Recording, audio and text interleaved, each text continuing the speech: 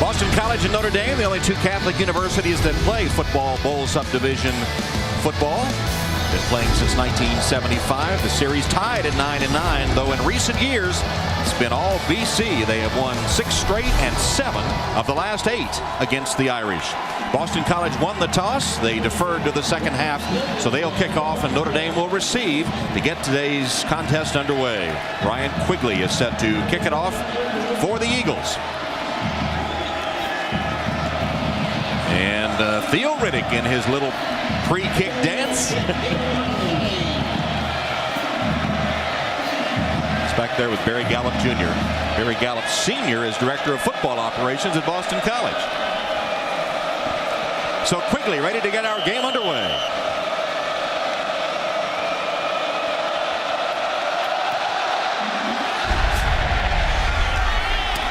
Taken by Riddick. Theo Riddick upended, sent flying past the 25 to about the 28-yard line. And that is where the Irish will take over with Jimmy Clausen. Clausen hitting about 65% of his passes this season, 14 touchdowns and only 2 interceptions. Right, when you think about those 2 interceptions, they really shouldn't have been interceptions. Dropped pass by one receiver, and one receiver, Shaq Evans, didn't break it up.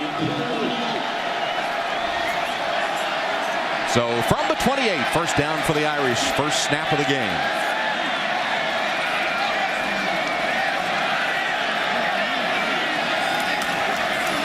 And a handoff to Armando Allen. Allen breaking free at the line of scrimmage and slipped and fell at the 40-yard line, but did get 11 yards and a Notre Dame first down. Okay, this is what Charlie Weiss said to us yesterday. Hey, we're going to run, dink the ball in the passing game. In the very first play, big hole for Armando Allen. I think we saw a lot of slipping and sliding last week by both teams, Notre Dame and USC. Rained a lot yesterday, but the field covered all day. In fact, covered until about 1 o'clock this afternoon. Allen again. And again, a nice hole for Armando, taken to the 48-yard line. Donnie Fletcher makes the tackle as we take a look at our Adidas starting lineups for the Notre Dame offense. That offensive line has had some struggles. Last week they gave up 5 sacks to USC. Irish start the game with 3 wide receivers, Tate, Kamara, and Paris. Paris able to go despite numerous injuries against the Trojans last week. From the shotgun, Clausen's first pass is complete. It's a screen to Tate, and Golden Tate inside the 40-yard line of the Eagles before McLaughlin chases him down. First down, Notre Dame. 2 nice runs, then a short pass to Golden Tate. You know, Golden Tate, the man in the slot, a guy that has had such a big season. He's on pace for 1,400 yards and receptions. Look at Robbie Paris, number 82, make the block. To me, it's shocking that Robbie Paris is playing today after the hit he took last week against USC. X-rayed his ankle, his knee, and his hip. And MRI on the knee as well. All negative. Happy to report. Hand off to Robert Hughes. His first carry draws a couple of flags. 1 in front, 1 behind. Today's officiating crew is from the ACC. And today's referee is Jack Childress. Replay officials are from the Big East. 78 of the offense, 10-yard penalty, previous spot, repeat the down. Trevor Robinson called for the hold, first penalty of the game. You see the play sheet there of Charlie Weiss, who's also serving as offensive coordinator. So far, obviously, first drive, but really kind of going exactly how he had hoped. A couple of short passes, running the ball, offensive line doing a nice job opening holes. But the undoing of a lot of offensive drives, a penalty, sets up first down and 20. Play action fake, and Clausen's pass is caught. Duval Kamara. Nice tackle in space by Donnie Fletcher and Mike Morrissey. And our Adidas starting lineups for the BC defense with a capable front 4. Ramsey has 2 sacks. McLaughlin is 2-year captain, and freshman Keckley is the leading tackler. Veteran secondary led by Davis with 2 interceptions and Rollins with 3. Second down, 17.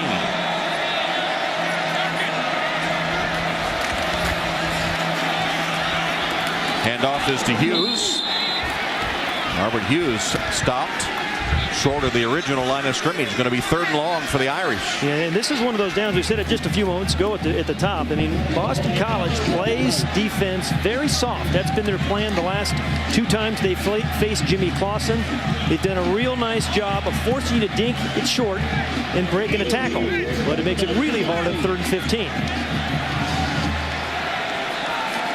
Bill McGovern, the defensive coordinator, said we must take away the big play that Notre Dame's had all year in the passing game. John Goodman, Golden Tate, and Robbie Toma are in the game at receiver. 4 wide receivers. 3rd and long. Clausen chased from the pocket. Remember, he has that turf toe injury. Throws on the run and finds man. It's Golden Tate. Tate stepped up to make the reception and takes it inside the 20. A 22-yard gain on 3rd down and long. The freshman linebacker, Luke Kuechly, finally chased him down. Tom, it's amazing that when the play started out, they had 3 defenders on Golden Tate.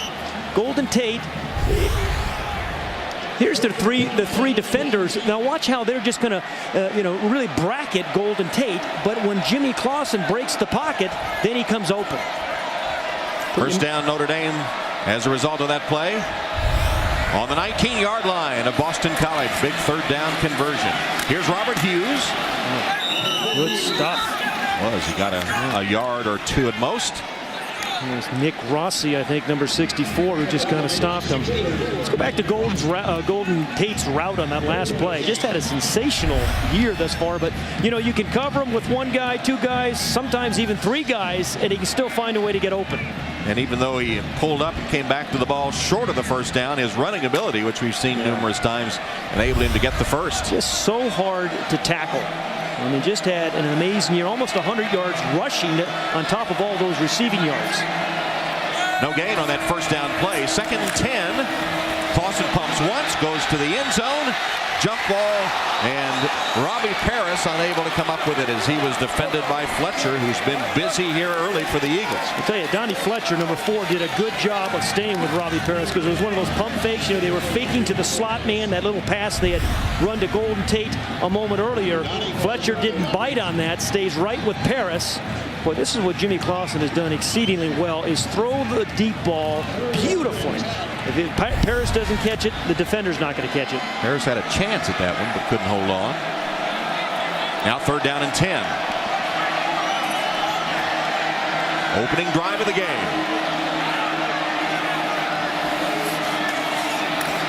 Clausen scrambling to buy some time and then throws incomplete, intended for Kyle Rudolph. Knocked down and incomplete. Good defense by Wes Davis. And I tell you, Wes Davis did a great job coming over the top late to get this. Watch it again, the coverage on the tight end Rudolph and 23 Golden Tate. That's what you have to have your free safety like Wes Davis do. You can be open, but when the ball gets there, you've got to make up some ground, and Davis did. 37-yard field goal attempt by Nick Tosh. He's hit 10 in a row.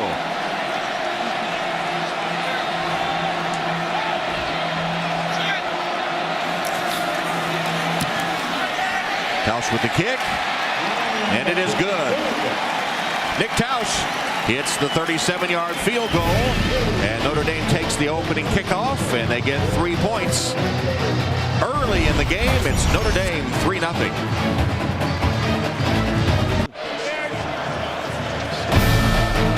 Notre Dame football is brought to you by Sprint, the Now Network. By Coca-Cola Zero, real Coke taste and 0 calories.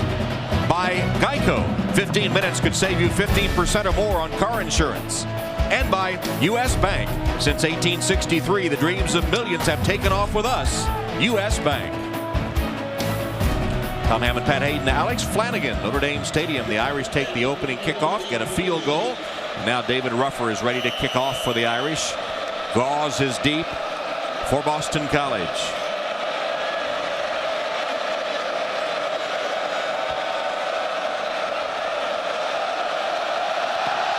Here's Ruffer's kick. Taken by Gauze at about the 12.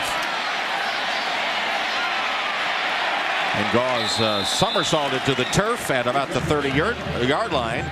DeLeon Gauze who normally wears number 9, wearing number 6 this week in honor of Jasper Howard, the UConn football player who was tragically stabbed to death last week. He had played against him in the Miami area when they were in high school.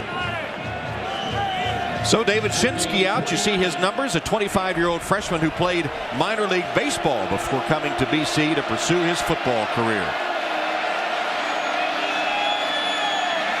Flip it back to Shinsky, who's going to go deep down the field.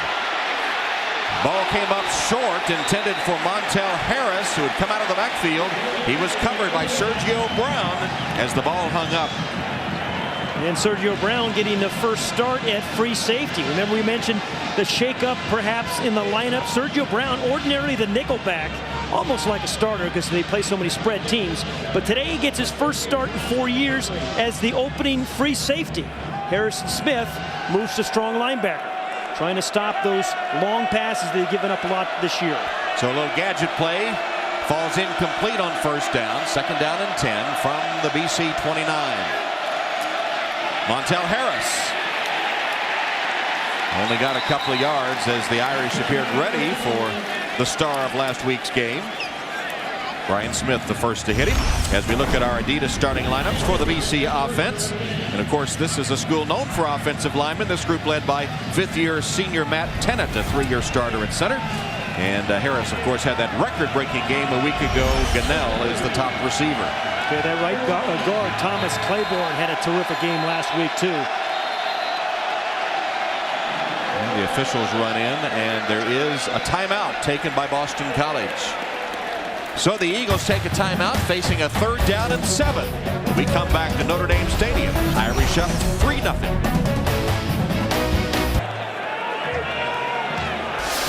Go to irish.nbcsports.com now. Blog live about the Irish while watching today's game. You can also get analysis, live commentary, and more only at nbcsports.com.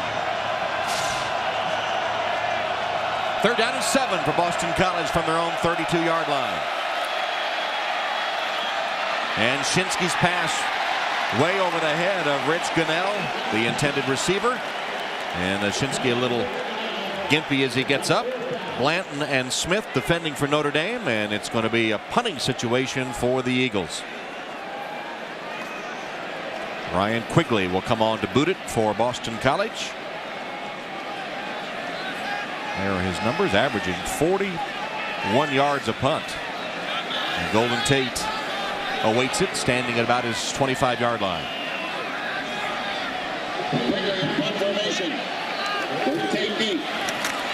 Quigley boots it downfield, low kick. It's going to bounce. I think a great BC bounce.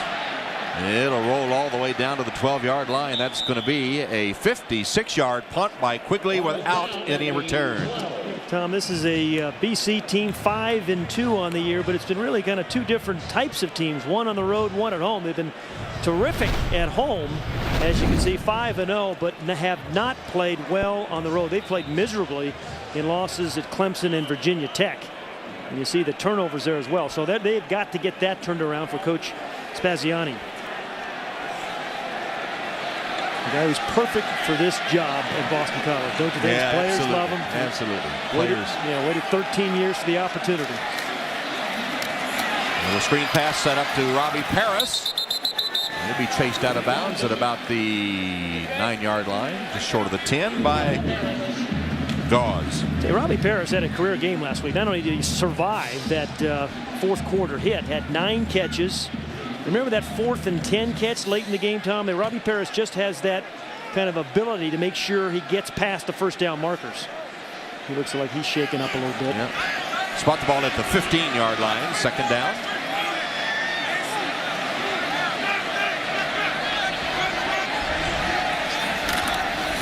Hand off to Allen. Nifty running by Armando Allen, spinning his way across the 25-yard line for a gain of 11 and a first down. Mike McLaughlin on the BC tackle. And good blocks on the right side. Sam Young, Trevor Robinson kind of clearing the way. Big lane for Armando Allen. Armando Allen just had a good year as a strong runner. Not a lot of really big long runs, but runs like this. But Trevor Robinson, Sam Young, Eric Olson opening the way for Allen. From the 26-yard line now, first down for the Irish. Here's Allen again. Picking his way forward as he was looking for a block. Didn't see one. There's a flag down back in the center of the field. Kuechly made the tackle for BC. An injured Eagle, looks like Alex Albright.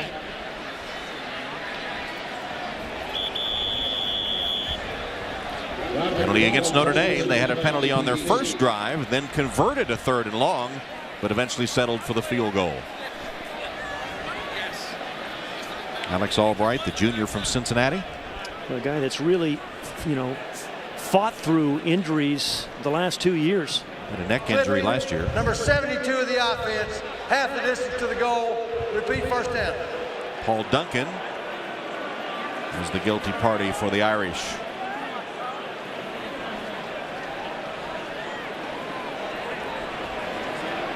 Left tackle number 72, Paul Duncan, called for the infraction. Watch the very end of the play.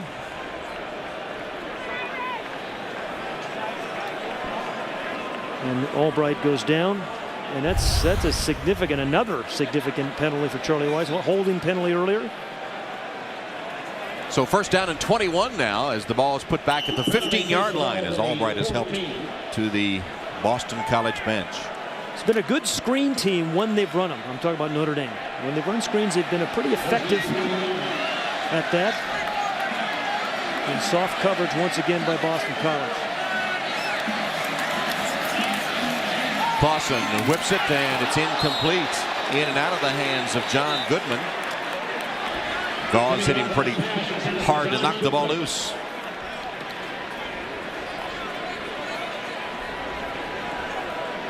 And our first down line brought to you by Xerox. Looks a ways away for the Irish here at 2nd down and 21. As far as away as a balanced budget.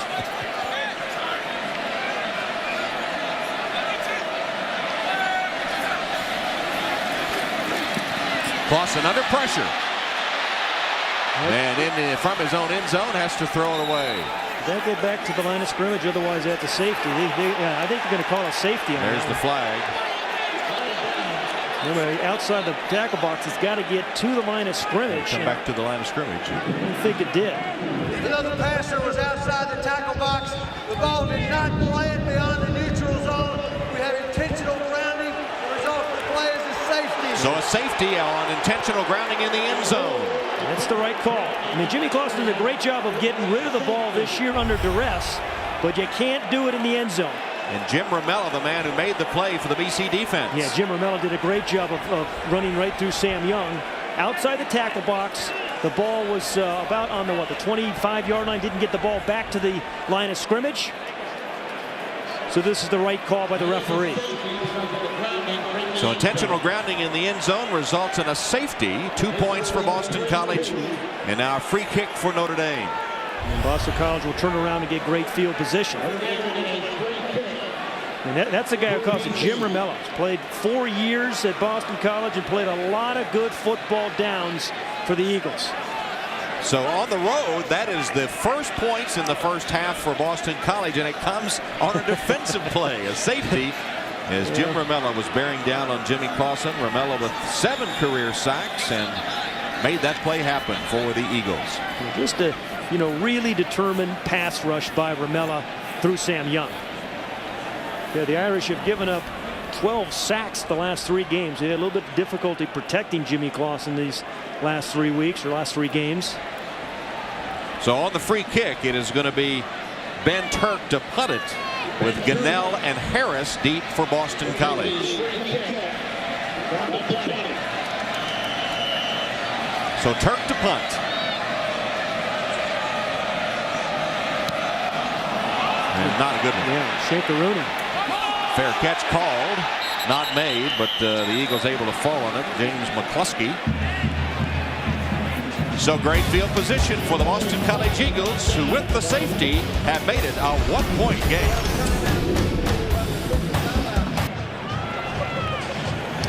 Well, Notre Dame up 3-2 in the 8th inning. Let's go back to that intentional grounding in the end zone by Jimmy Clausen. You see those two red lines? That's the tackle box.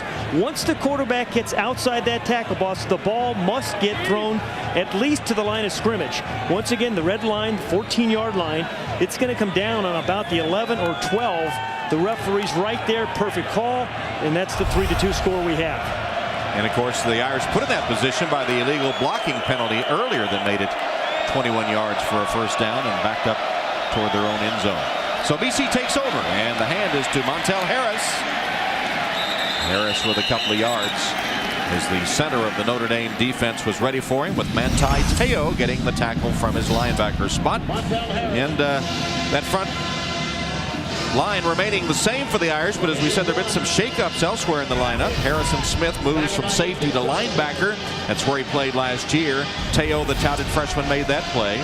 Sergio Brown getting the start at safety, and Gray and Blanton starting in the base defense at cornerback.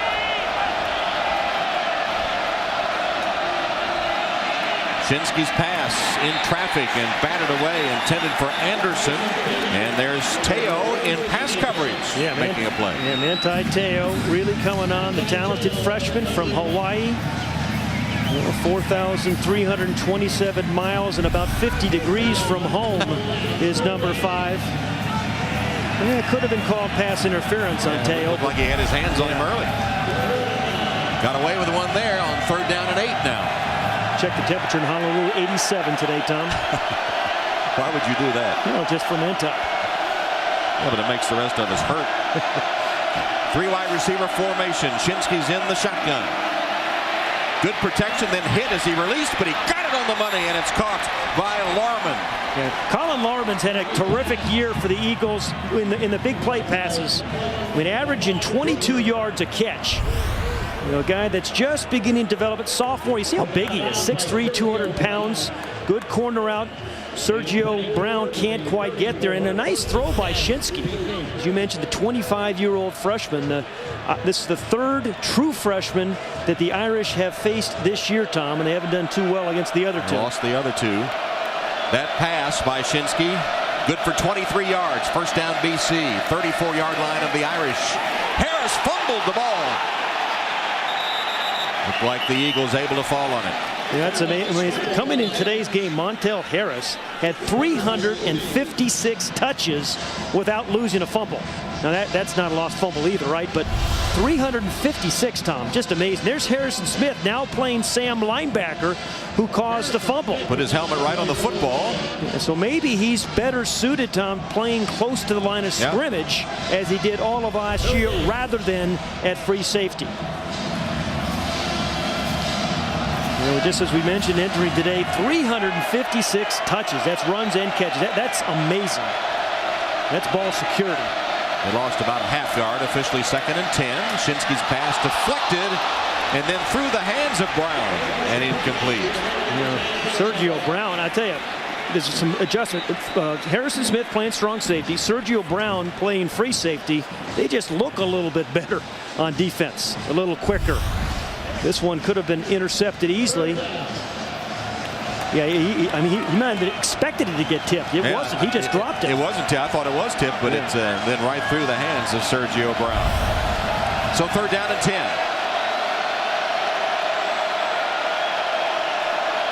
Shinsky from the gun. Steps up, looks for Gunnell, who collided with Gary Gray. Or was Larman, I guess, and not Gunnell. Colliding with Gary Gray, incidental contact, and the ball sails incomplete. Yeah, when the official said it was not catchable, too, which I think was the right call over his head, so they couldn't call pass interference. Here's their big play receiver, Gunnell. Gary Gray playing tighter coverage. Well, he was open there, though, right? Yep. Over his head. Not catchable.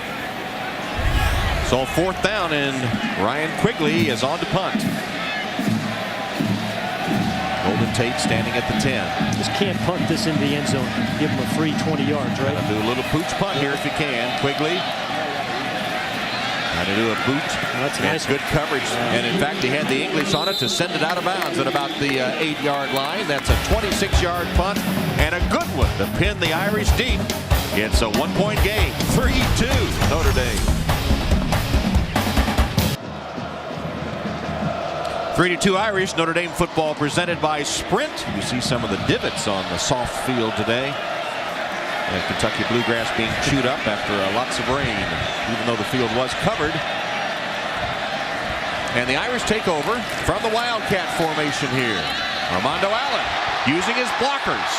And Armando, another nice run. He's out short of the 25-yard line. Gauze chases him down there, but they go to the Wildcat deep in their own territory, and it's good for 14. Yeah, using his blockers, one of them being the man in motion, Golden Tate.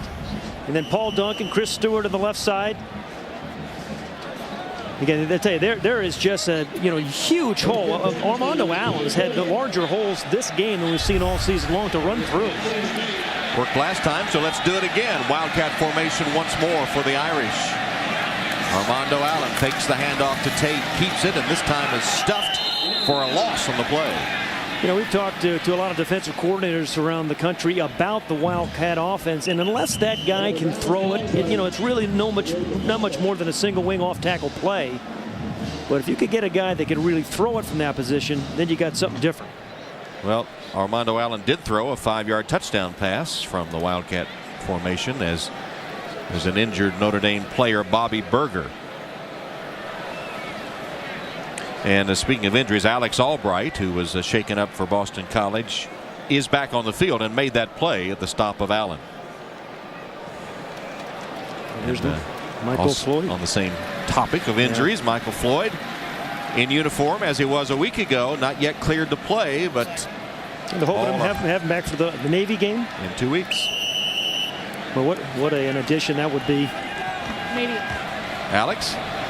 Yeah, guys, he really wants to play. Was catching passes in pregame warmups. He has a metal plate inserted in the collarbone with screws to help it heal, but the bone has to really heal before he can get out there. Not because of the catching, but because if he falls on that shoulder again, Pat, he can re-break the collarbone quite easily. Yeah, well, we saw what happened to Sam Bradford. Yeah, absolutely.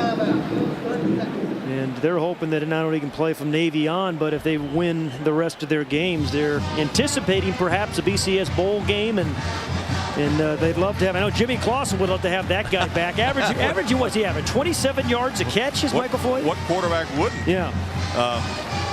BC took a timeout, by the way, just before the ball was about to be snapped by Notre Dame. And get live scores and news on your phone. Plus, iPhone users can watch live NBC Sports coverage of Notre Dame games. And to find out how, text the word Irish to 51515. Message and data rates apply. I mentioned it last week, but looking at the iPhone, Manti Te'o's iPhone has the weather of both South Bend and Hawaii in there. It's called multitasking. No, it's called torture. You have to read that. Anytime you look at your phone, they have to read the Hawaii weather when you've come to South Bend, and he hasn't been through his first winter yet. He'll get used to it. Bundle up. No Wildcat this time. It's Clausen in the shotgun, handing to Golden Tate. Corralled in the backfield for another loss. 2 straight losses in the running game for the Irish. This was Nick Rossi that got the penetration. It's 2 times he's gotten through, Nick Rossi, and created negative plays. Good, playing the interior of that defensive line. They'll rotate about 8 different guys. Number 64 just running right through the block of Dan Wanger to make it a 3rd and 13. It's like a 3-man rush and then 8 guys in coverage. So on 3rd and 13, Clausen from the shotgun. Underneath, it goes to Toma. And Robbie Toma, the freshman from Hawaii, with his first career catch. It came from Hawaii with Manti Te'o. And it is Kuechly that makes the tackle. Freshman against freshman. But right at this is going according to plan. That soft defense. They're really playing good 1st and 2nd down defense, forcing 3rd and long, and then making Jimmy Clausen dump it in front of the chain of the 1st down markers. Gunnell awaiting the punt by Turk.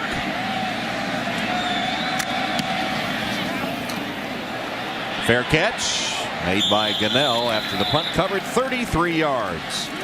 And BC takes over. But first, let's go to Jimmy Roberts in our New York studio. All right, Tom, here with a U.S. Bank Serving You snapshot. Minnesota and Ohio State at the Horseshoe. No score. Second quarter. Ohio State's Terrell Pryor looking deep, and how wide open was DeVere Posey. 62 yards, the touchdown. The Bucks go on to win big. The big difference, 1 turnover a week after committing 5. All right, Jimmy, here at Notre Dame Stadium, the Irish leading Boston College 3-2. Field goal by Notre Dame, safety by Boston College. And with 3:17 on the clock, Dave Shinsky takes over under center.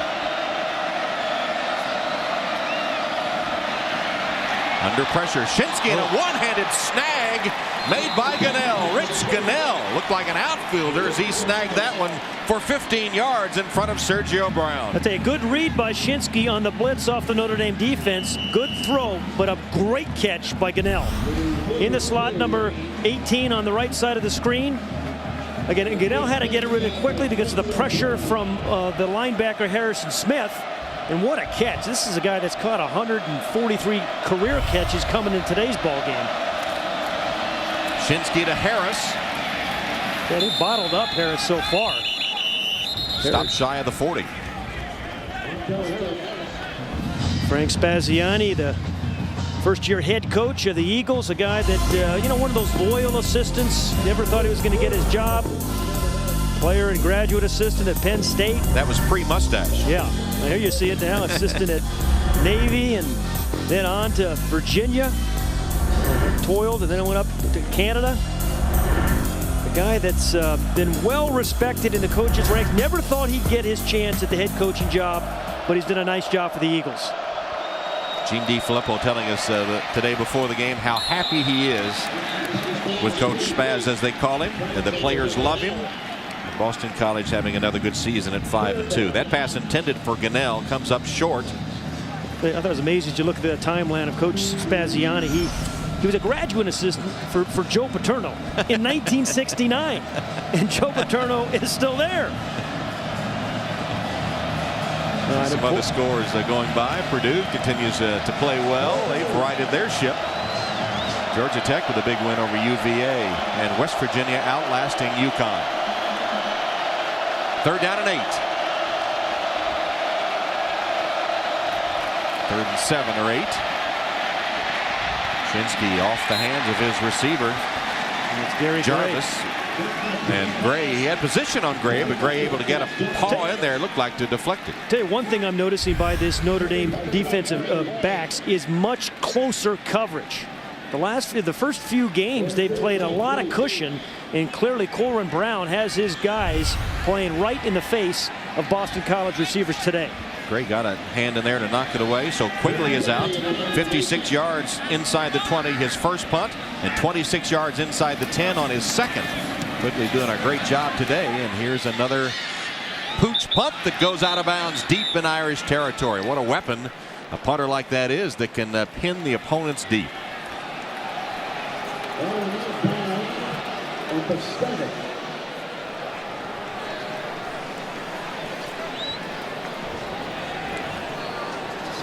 Well, kind of a chilly day at Notre Dame Stadium, but boy, Quigley is keeping the Irish backed up with those punts. You know, when you're a quarterback like Jimmy Claude, you just hate it. Every time you walk out and you look over the sideline, you're on the 5-yard line or something like that. But I've been impressed with the Boston College defense, just what we said, forcing Jimmy Clausen to kind of throw it short, dink and dunk.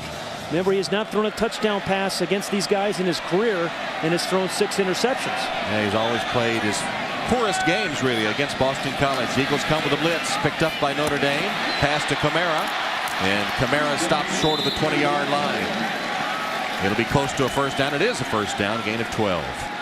You know, with Michael Floyd out and now Robbie Parris out a little bit, guys like Kamara and certainly Golden Tate and John Goodman, much more so in the mix in the passing game for Jimmy Clausen.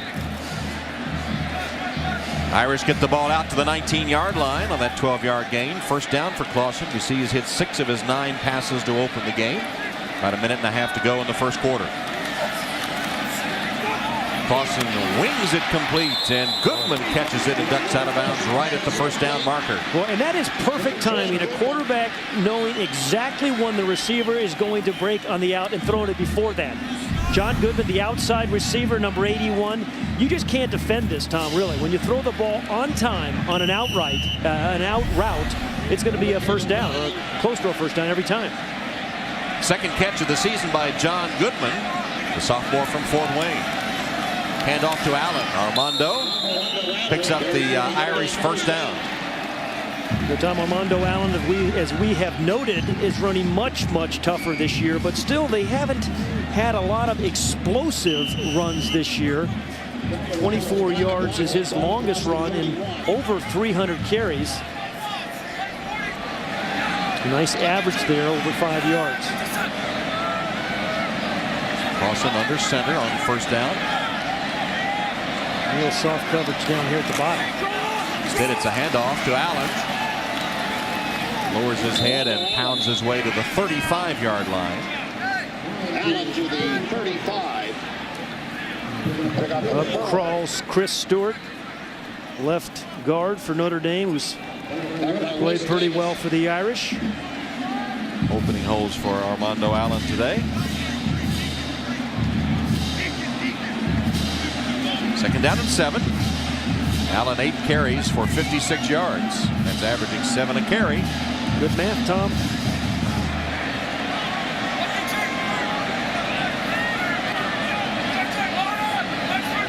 Final seconds of the first quarter.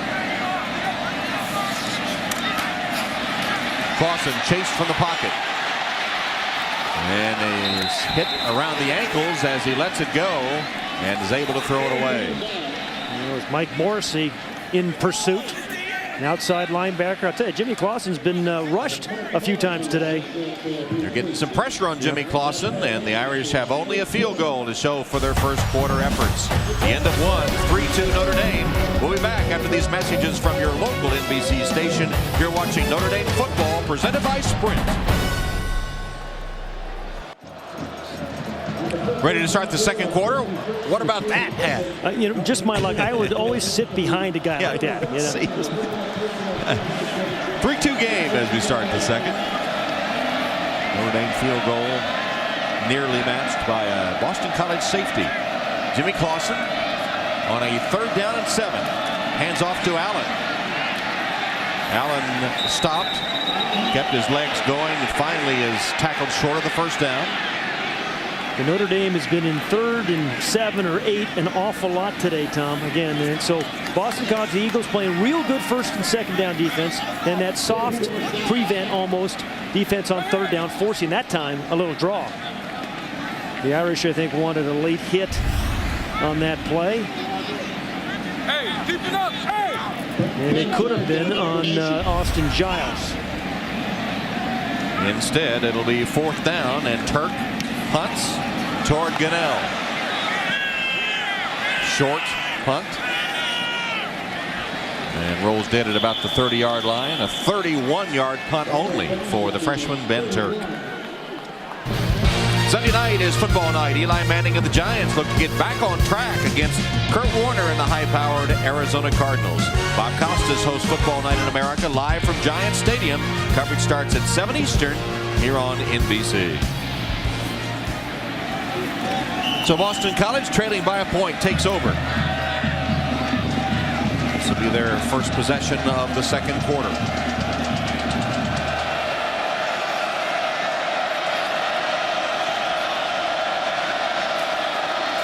Hand off to Montel Harris. They've already stuffed Montel Harris. The guy had 264 rushing yards last week. Nowhere to go. Got Notre Dame's attention. Yeah, absolutely. We get anybody's attention. They've been able to stop him.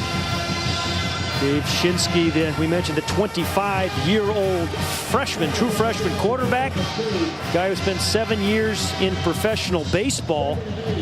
Just really, hasn't really played this position for 7 years. Really just beginning to get back in the feel and the groove of playing QB. And Harris really bottled up. 5 rushes, 9 yards for Montel Harris.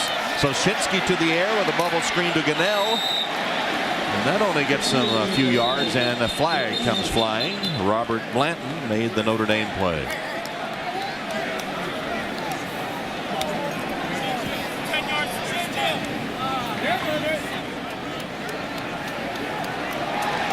Holding call against the Eagles. This is a team that has little margin for error. I'm talking about Boston College. 11 of the offense, 10-yard penalty, repeat second down. They have to really run the ball well, be efficient at quarterback, if not spectacular, and play good defense if they're going to win. Spaziani not happy with that call, which put him in a hole. Clarence Megwa called for the hold. Makes it second down and 16. The old yellow towel Spaziani used to have around his shoulder as a defensive coordinator. Now Mark Herzlich wearing it on the sidelines. Coach Spaziani wore it so his players could find him easily. Now it's Mark Herzlich. Here's Montel Harris with his best run of the day. Gary Gray stopping Harris. Only averaging about 1.8 yards a carry prior to that run. Well, the Irish have played pretty good run defense the last couple of weeks. It's been in the passing game where they've given up a lot of yardage. They rank 117th out of 120 teams in terms of passing yardage. Now third down and 10.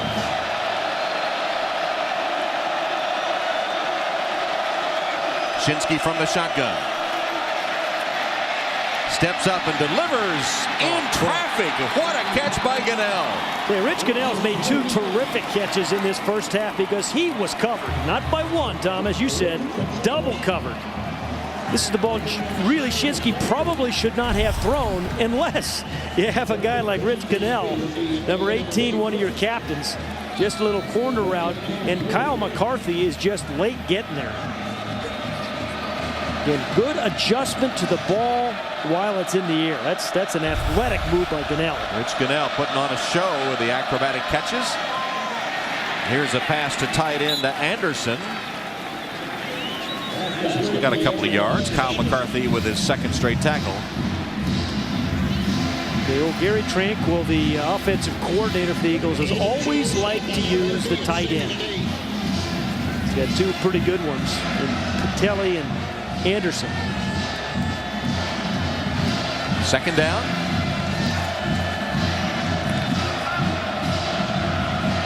There's Gary Tranquil. The 45 years in coaching has been Gary Tranquil. With some of the great names all time. Fumble. Still loose. It looks like Notre Dame has it. Well, we were bad luck, Tom. We said all those touches without a lost fumble, and Ethan Johnson, number 9, makes the recovery for the Irish. Just when the Eagles had something going offensively after a terrific catch by Gunnell.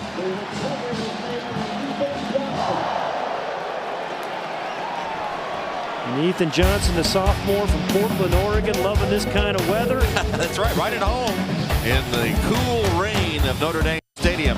Montel Harris, known for not fumbling, on the ground and picked up by Ethan Johnson. Turnover goes to Notre Dame football is brought to you by Gatorade. It's the heart, hustle, and soul of the game. That's G. By Northwestern Mutual, bringing you insurance, investments, ideas. By America's Navy, a global force for good. And by Lipitor. Ethan Johnson's second career fumble recovery gives the Irish their best starting field position today. The last 3 possessions started at their 12, their 8, and their 7. Montel Harris, known for not fumbling, gave it up.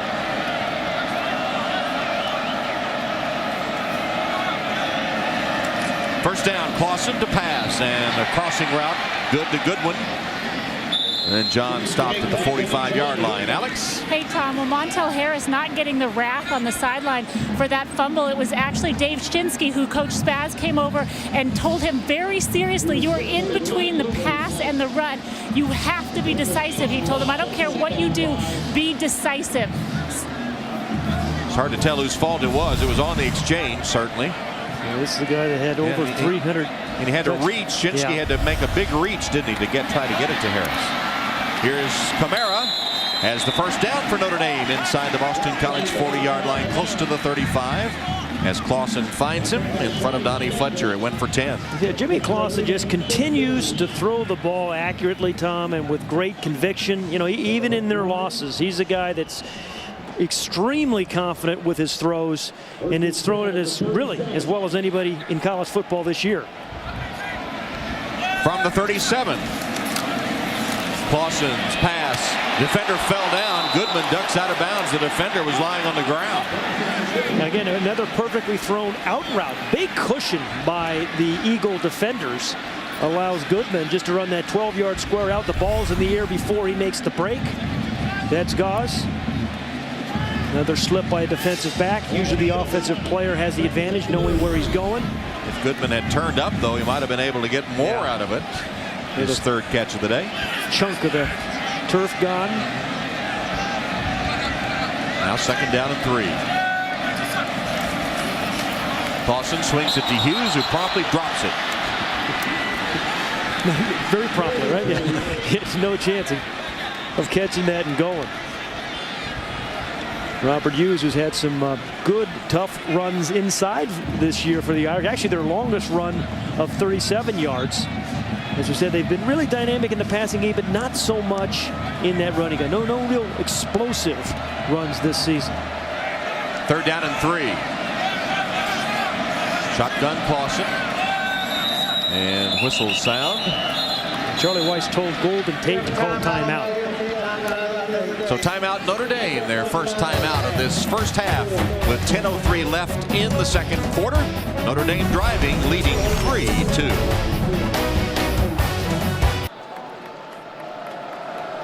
Mark Herzlich, the courageous linebacker from Boston College who is battling cancer, wearing the orange towel that Coach Spaziani gave him. As Notre Dame faces a third down and 3, and Kyle Rudolph with a false start. There was a drawn off by, I think it was Dominic Legrand. That'll be the decision to be made here. It's a smart play by Kyle Rudolph, too, when he sees Legrand cross the neutral zone. Before the snap, all sides in a neutral zone, 26 of the defense, 5-yard penalty results in a first screen, down. Kyle Rudolph, number 9. He's the tight end. There's 26, Legrand, the outside linebacker who jumps. You get a heads-up play by Rudolph. Causes Rudolph to jump, so the offside penalty. Big smile on Kyle Rudolph's face. Gotcha. I like that. So first down by penalty for the Irish, who now are on the 25-yard line of the Eagles.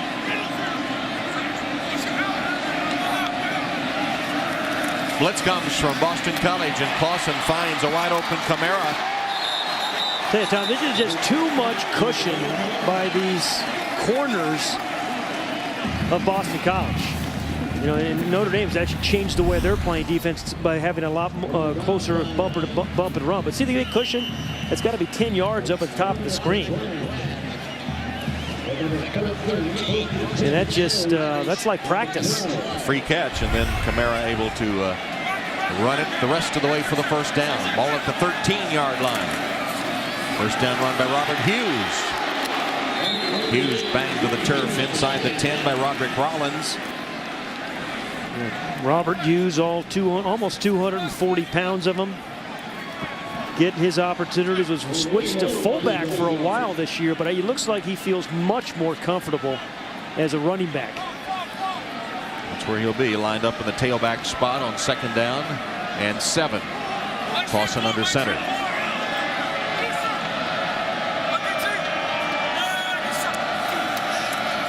Clausen to pass. Looks left, right, left again, and drills it, and it's incomplete, intended for Golden Tate. Okay, DeLeon Gauze made a great play. I thought he picked it off. But when Jimmy Clausen has that much time, generally, any quarterback, you're going to find somebody in the end zone, Tom. What? But number 6, Gauze, at the bottom of the screen here, comes in on Goodman, and then slips back to get Tate. He actually covered 2 guys. Terrific play by Gauze, and as you mentioned, Tom, wearing number 6 rather than his ordinary number 9 in honor of Jasper Howard, fallen defensive back from Connecticut. Yeah, they're going to look and see if he picked that one off. It looked like it to me. So the play is under review. Coaches were saying to us this week about Gauze that he's really competitive when the ball's in the air. And Tom, he was really covering two guys that time. Yeah, he did a great job. He peeled back to. Yeah, he had Goodman, then he had Tate. Yeah, ball's on the ground. Yeah, so incomplete. Yeah. Good replay. Replay officials Dominic Lombardo and Donald George from the Big East. But nonetheless, still a good play by Gauze. Yeah. After further review, the call on the field has been confirmed. Incomplete pass. Well, you know, after Jimmy Clausen in the first quarter was under a considerable duress from Boston College. He had a lot of time that time to try to get the ball to Golden Tate. So it'll be third down now with the ball just inside the 10. Third down and 8. 7 or 8. Again, it's kind of in between. We haven't seen much of Kyle Rudolph in the passing game. This is usually in the red zone where they like to use him in his 6'6" height. 4 wide receivers. Clausen. Good protection. Pass behind Rudolph. He was lucky that one wasn't picked off. Incomplete. You know, they like to jump balls to Kyle Rudolph down here. This one, he just kind of runs a little hook route. He's in the slot, number 9. Good protection again. Threw it maybe a little too early because he had him open if he threw it to his other shoulder. Right. So good defensive series there by the Eagles. And a quizzical look from Charlie Weiss to his quarterback as Tausch is on to attempt the field goal from 28 yards. He's hit 11 straight, including one earlier today. High snap. Oh, look at this. And picked up by Moss for the touchdown. That was not a fake play. That was just a bad snap that Moss made something out of. And last week, of course, Moss threw a pass complete on a fake field goal. That time, he takes the high snap and turns something into nothing. There is a flag down, as you see. Well, this is something holders practice every week. You know, if you get a bad snap, you usually have a hot call.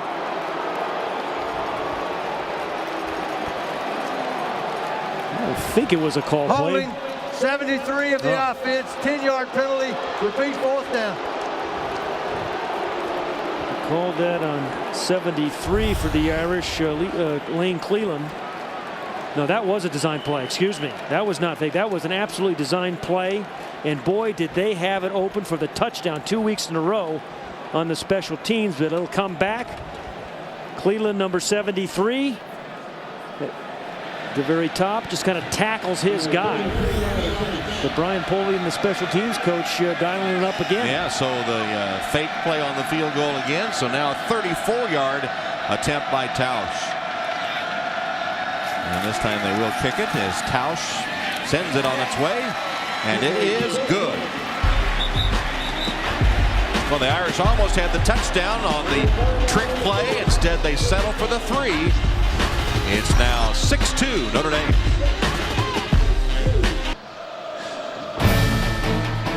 Notre Dame football is brought to you by Ink, the new business card from Chase. Make your mark with Ink. Go to chase.com/ink. Tom Hammond, Pat Hayden, Alex Flanagan, Notre Dame Stadium. The Irish leading 6-2 over Boston College. Kicking the field goal after the trick play on the what appeared to be a field goal attempt went for a touchdown called back by penalty. So Ruffer ready to kick off for Notre Dame. Gauze and LeGrand are deep for the Eagles.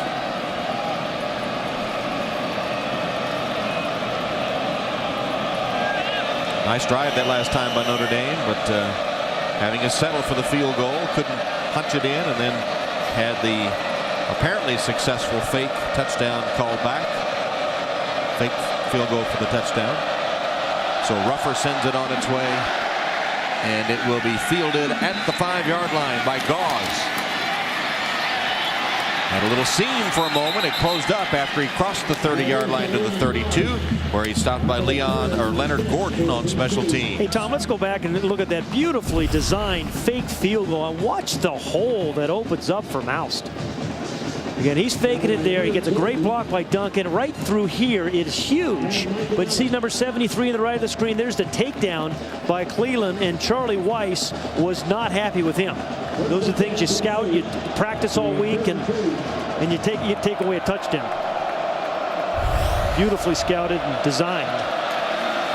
So first down, play action fake, and Shinsky across the middle wide open. The catch made by Gunnell. His third reception of the game, and he has it into Irish territory for a gain of 23 yards. You know, some guys just have a knack for getting open, and Rich Gunnell is one of those guys. You know, over and over again, this number 18, this time a little crossing route. And these are the kind of big chunks in passing yardage that the Irish have been given up this year that they thought perhaps by changing the defensive lineup they might prevent.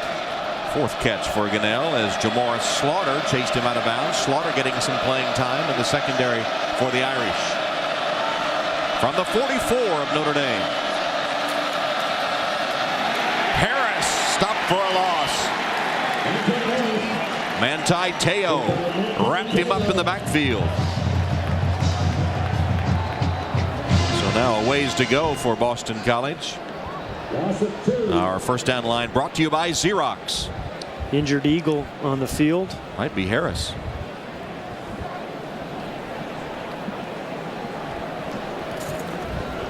Harris with 8 rushes for 9 yards today after 264 yards last week.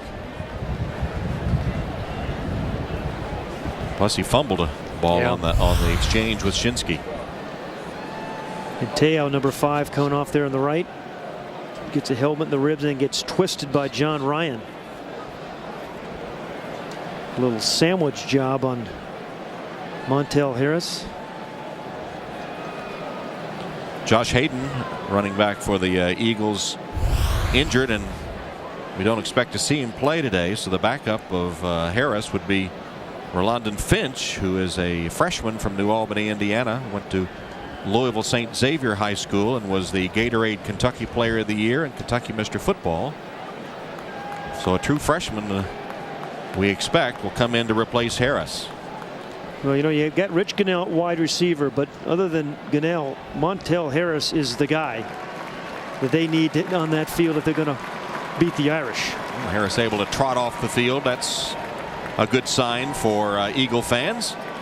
That was amazing. Late in the recruiting process, a Boston College coach came to him and said, hey, if you are 5'9", we'll offer you a scholarship. Right there on the spot, they took out a measuring stick and measured him at 5'9" and gave him a scholarship. In fact, he was a little over 5'9". I think he had plenty to spare. Instead of Finch, they send James McCluskey in the backfield to replace Harris. Shinsky lofting it up. He had Lormond open, but the pass was instead of on a line to him, was sort of arched, and Slaughter gave him a bump at the sideline for his troubles, but he did have some space. Yeah, Jamoris Slaughter, number 26, is going to come over the top after Gary Gray misses. And watching him again, Slaughter, as you mentioned, getting some playing time. They're cross-training him from corner to safety, and the reason to play him is for plays like that. Third down and 12.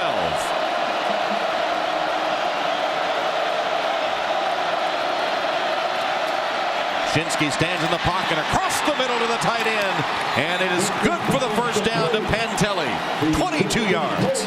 A great blitz pickup by James McCluskey, the single back end there who picked up a blitzing Harrison Smith, number 22. Now, Harrison Smith comes in a little bit late, top of the screen, number 22. Watch the pickup, and then Shinsky can step into the pocket. If he didn't pick him up, it's a sack. And the coverage downfield, good throw by the 25-year-old freshman Shinsky. A fastball from the former pitcher.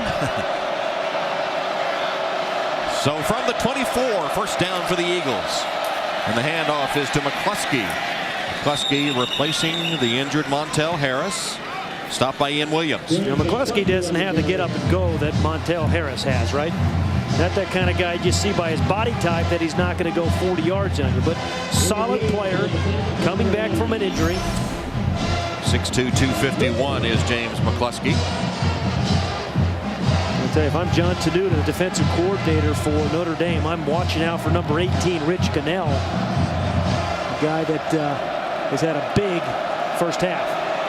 Down here in the slot.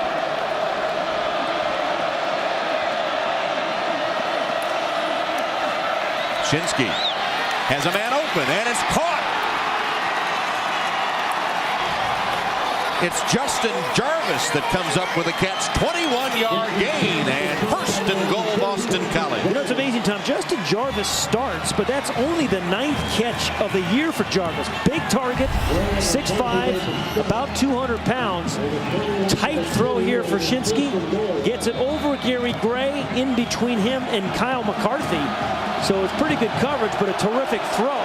And then the catch by Jarvis. Montel Harris back in for Boston College. Shinsky's hit 6 of his last 7. Harris dodging would-be tacklers at the line of scrimmage, gets it close to the goal line. He slipped a little bit at the start of that run, did Montel Harris.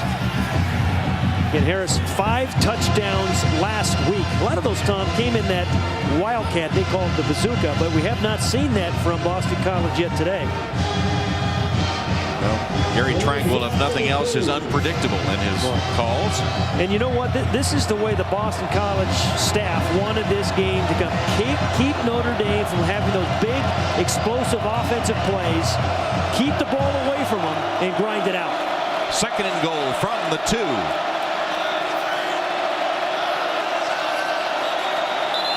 Movement up front. Now that's a big penalty because you Huge. go from a running down right Start, 66 of the offense. So 5-yard Rich penalty, Lapham, still the second right down. tackle, false start, a costly 5-yard penalty. Put it back to the 7-yard line and make it second down and goal from that point. Right tackle number 66. Well, he was going on 1 and the center was going on 2.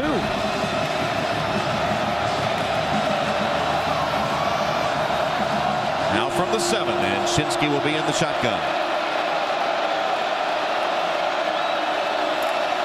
Shinsky rolling to his left, sets his feet, throws it away. Not even close on that one.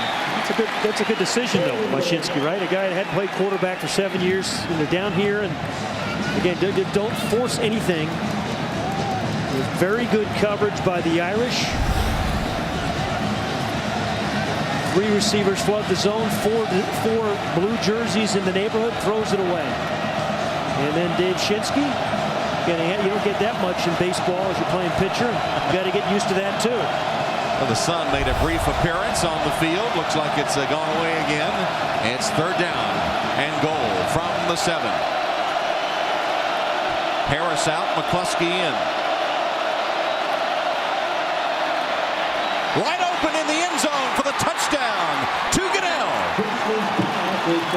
Absolutely wide open. How could you lose Rich Goodell? A guy who's their leading receiver and just breaks wide open out of the slot. Goodell does it again. This is a guy that just, watch how open he comes. It might have been one of those rub plays by the wide receiver Larmon, just kind of rubs the defender and allows Goodell to come wide open for the score in the lead. 5 receptions, 71 yards, and that touchdown by senior Rich Goodell. Oppenavicius now to attempt the extra point, and it is good. Nice drive by Boston College, featuring Rich Goodell and his 25-year-old freshman quarterback Dave Shinsky, as they hook up for the easy score and take their first lead of the day. 9-6 BC. Notre Dame football brought to you by Sprint. Here's our Sprint scoring drive for the Boston College Eagles. 68 yards, overcoming a penalty. Goodell with a 7-yard reception from Shinsky, who hit 4 of 6 on that drive. Boston College 3 for 3 on third down conversions too. Short kickoff. Quigley kicked it down to about the 25, picked up on the hop by Barry Gallup Jr. Let's go back to that touchdown, Tom, and watch Rich Goodell against Harrison Smith. Now Harrison Smith is a little confused, not sure of the coverage, and watch, he comes wide open, and really Harrison Smith gets absolutely lost. And today he's playing strong safety. He's been playing free safety prior to today, but played neither one of them on that one.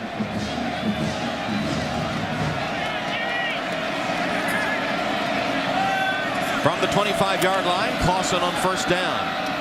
has the completion to Tate.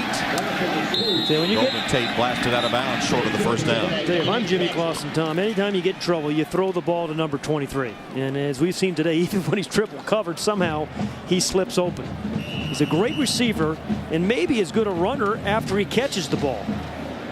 And as I said, he's on pace to have an unbelievable year, over 1,400 yards if you kind of extrapolate what he did in the first part of the season. 719 in the first half. Ticking down towards 4 minutes in the first half. Clausen again, nobody close to Toma. And Robbie Toma with his second career catch.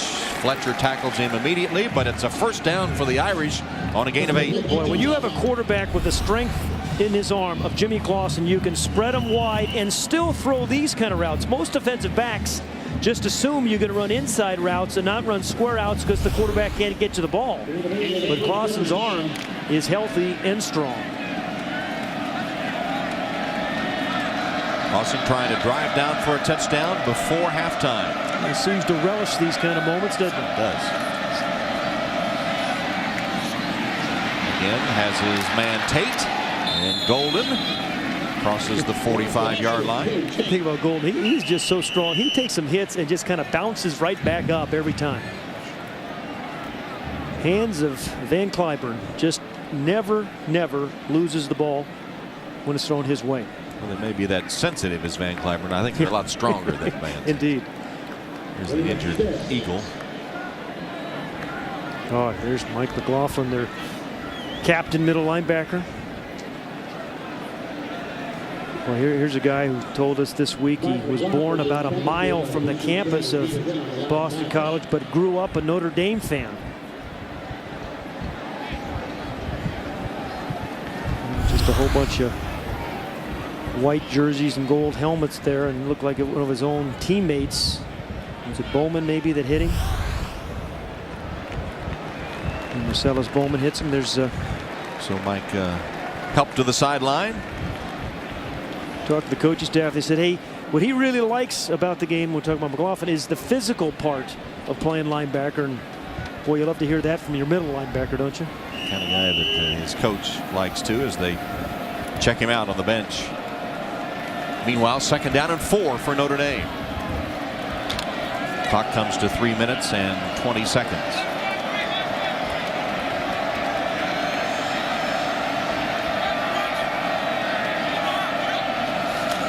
Clausen will hand it to Allen. And Armando, what a defensive play made by Roderick Rollins, who fought off a blocker and wrapped up Allen. You're right, Tom. That's what we talked about. He's a cornerback, not a linebacker. Plays corner.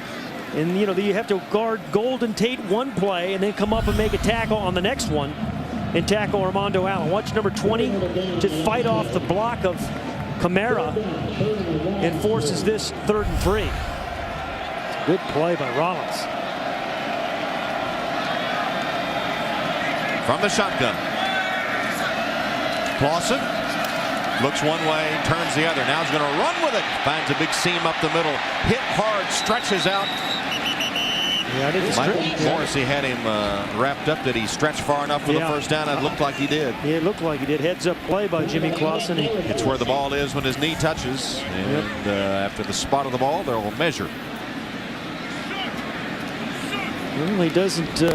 Would I age myself if I said he didn't look like Hugh McElhaney running? Yes, you would age yourself. But he did get that stretch out to, I think, get the first. You see the yellow line, which is unofficial.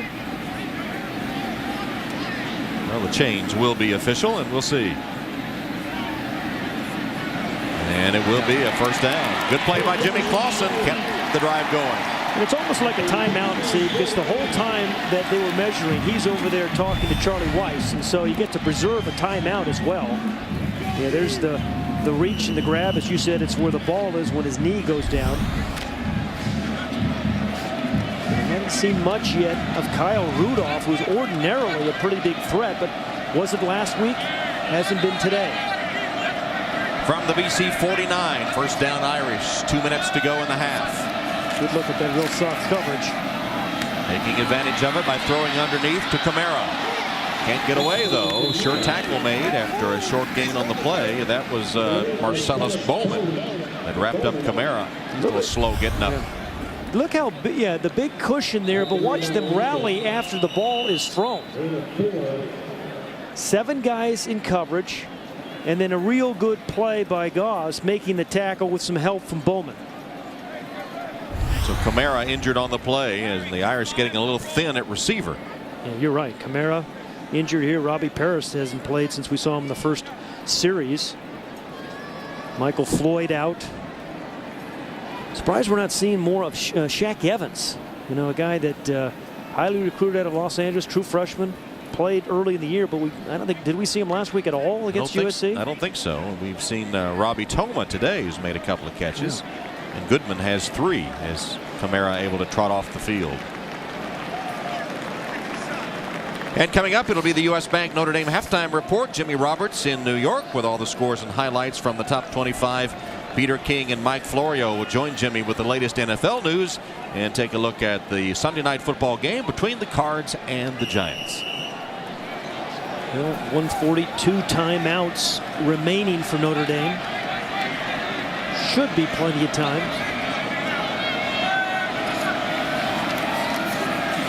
Clausen pumps once, winds up, and then has to throw underneath once more. This time to Allen out of the backfield.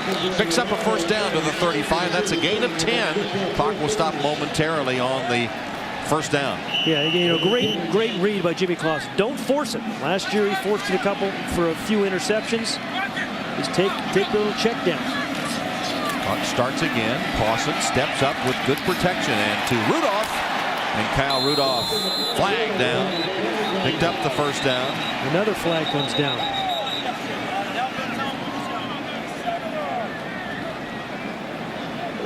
Jimmy getting right in the face of Austin Giles. He liked this, what he heard. Irish have moved the ball pretty well today, but been able to unable to pay it off when they get down in the red zone. And of course, with the good punting by Quigley backed them up for much of the first quarter. A hold against BC.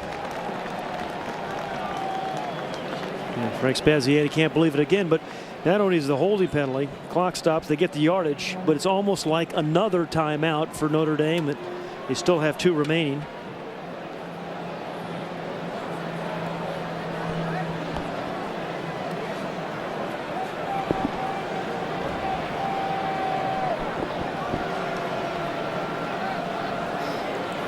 Still waiting. Holding 86 on the defense. That penalty is declined. The result of the play is a first down. Jim Ramella for the hold.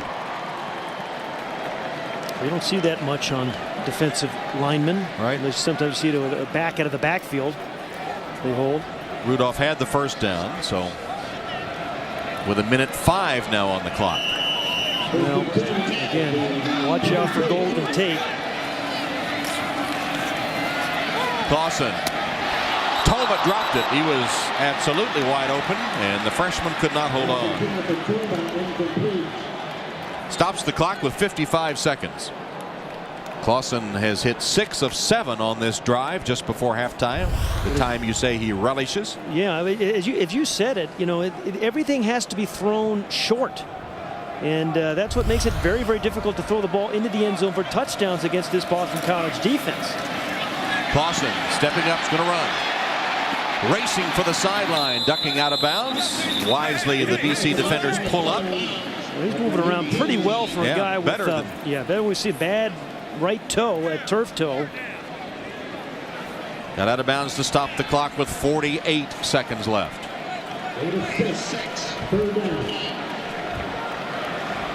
Clausen gallops for a gain of 6, setting up a 3rd down and 4. You don't hear that word gallop after Jimmy's runs too often, Tom, but you're right.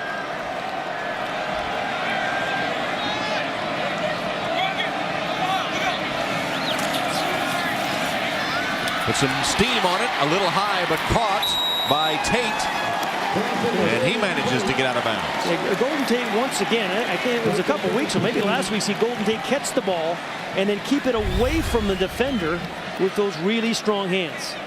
Right past the first down. Again, just trying to prevent the strip by the defensive back. Did you see him fight to get out of bounds? That's a heads-up play, too. Well, just what a year. Yeah, absolutely. Done everything well for the Irish this year. 1st and 10 at the 11. They can make a first down without scoring, but the clock shows 43 seconds. Clausen flushed from the pocket. Wings it complete. Golden Tate for the touchdown.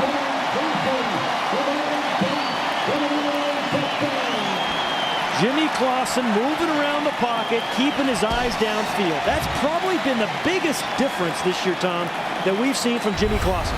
Keeping a play alive. 23 at the top. A little smash route. Reacting after Clausen is flushed from the pocket to give a target to his quarterback. You know, I think, remember, the ball has to be across the goal line. His feet were, Tom, but was the ball. And that's what they're going to look at upstairs. He definitely got his feet in. Here's the reverse angle. Again, Clausen with the eyes downfield. Does the ball cross that white line? It's not there. I think it's over. I thought he broke the plane with the goal line too, but it's not. It's certainly worth reviewing.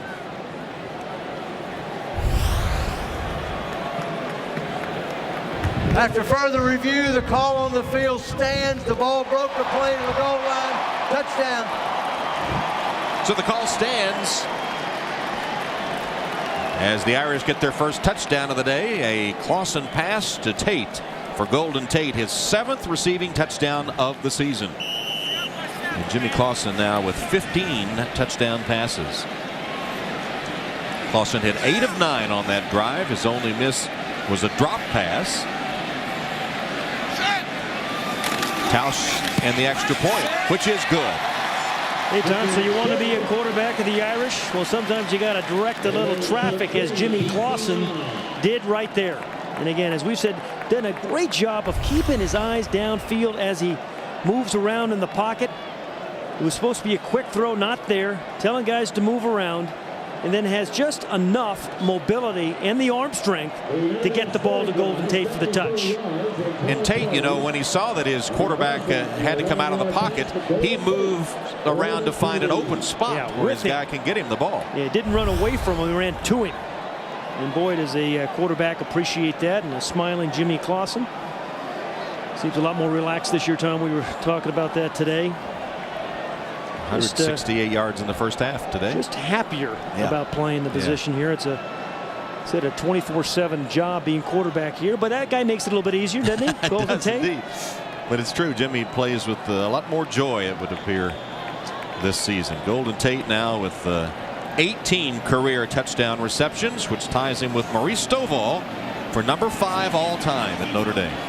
And the theme this week for Charlie Weis was, hey, we're at the halfway point. Half the season's on, new start of the season, and this is the first game of the second half of our season.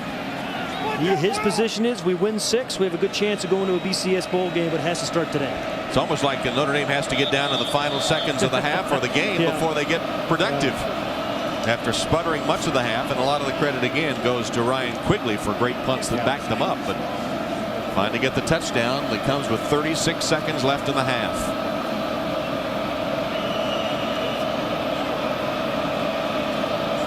Here's Ruffer to kick off.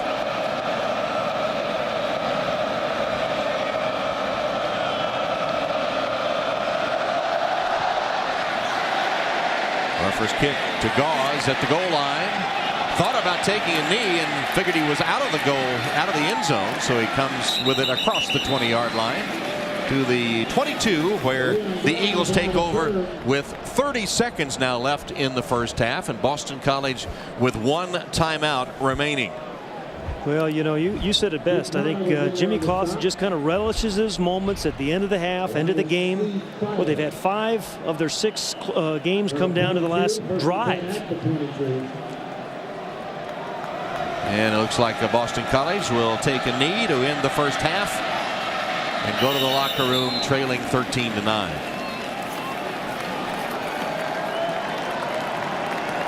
but with possession to open the second half. Boston College did win the pregame coin toss and elected to take the ball to start the second half.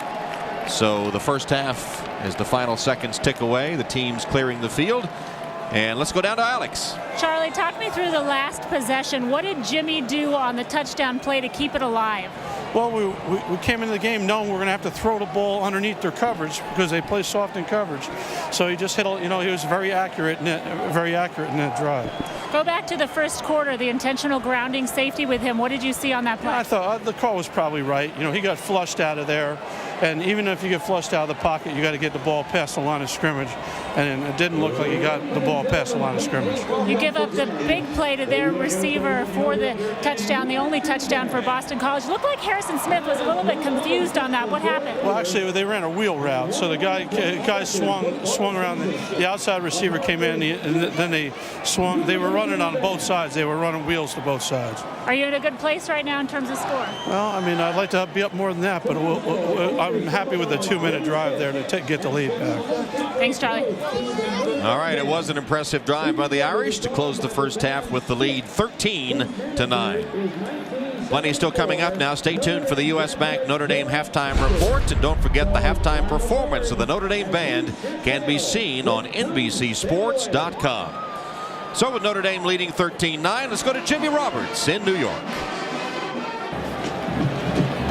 Beautiful aerial shot of the Notre Dame campus there, and Notre Dame Stadium filled to capacity, sold out for the 210th consecutive time. And as we start the third quarter, the Irish leading Boston College 13-9, trying to break a 6-game losing streak to the Eagles. Ruffer to kick off as Boston College gets the ball to start the second half, and Gauze awaits the kick. Gauze takes it from the 5-yard line. And Gauze gets away for the moment and then slips, and the pursuit catches him, but not until he had a good return of 39 yards. And let's take a look at our sprint halftime stats. Look at the rushing yards. Boston College only 8. So good run defense by the Irish. An efficient passing half by Jimmy Clausen, and David Shinsky had a nice little throw for a touchdown as well. Shinsky passing for 140 yards in the first half to Clausen's 168. And it's Shinsky's turn first in the second half. And the Eagles begin from the 44 with a handoff to Harris. Harris continues to be bottled up with the Notre Dame defense as we check in with Alex Flanagan. Hey, Tom. Well, BC told us coming into this game that if they were going to win, they would have to run the ball and they would have to play mistake-free football. They did neither in the first half. 3 penalties for 20 yards and a turnover, and rushed for only 8 yards. You see Montrell Harris getting the carry there. Frank Spaziano telling me at the half that a lot of the halftime adjustments were focused on how to get him the ball more and get him running it. You guys also expect them to tighten up on their corner coverage when they're on defense, Pat and Tom. All right, Harris got 3 yards on that first down play, and then the pass is to Larman.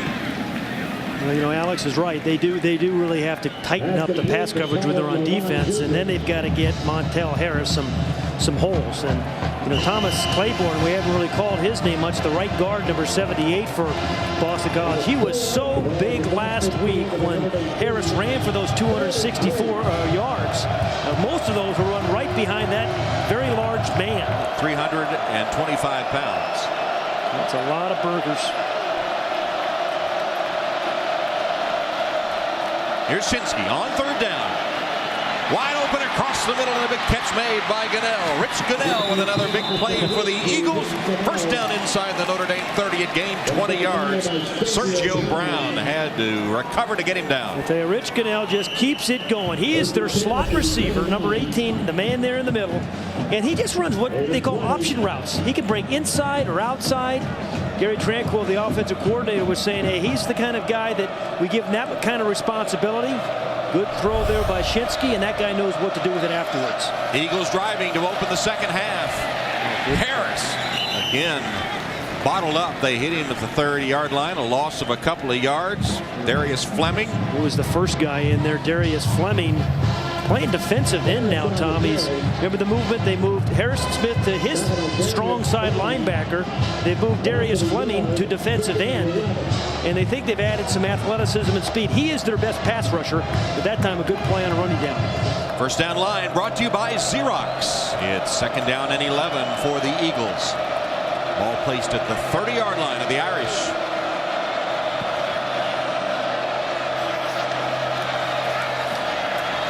Shinsky, good protection. Again, they work the middle to Gunnell. That's a beautiful throw by Dave Shinsky. The guy who told us this week, he had been here before on this campus, always audited, watched Rudy 24 times, and boy, once again, Gunnell, the inside slot receiver, just guts it right up the middle over Sergio Brown. Again, Harrison Smith getting there late. 28 yards to Gunnell. See the pump fake that Shinsky gave? First and goal at the 2. Harris spins into the end zone for the BC touchdown. Well, as good an opening second half drive as you can have. A lot of Shinsky to Gunnell, but then they powered in with Montel Harris. The 11th rushing touchdown for Harris this season. And Boston College takes the kickoff to open the second half. Shinsky hitting all 3 of his pass attempts, and they regain the lead. Well, this is a well-coached Eagle team. Apanavicius, the extra point attempt. God bless you. And the point after is good. Impressive drive. Harris with a payoff from 2 yards away. And the Eagles have gone back on top 16-13 thanks to this 2-yard dance by Montel Harris.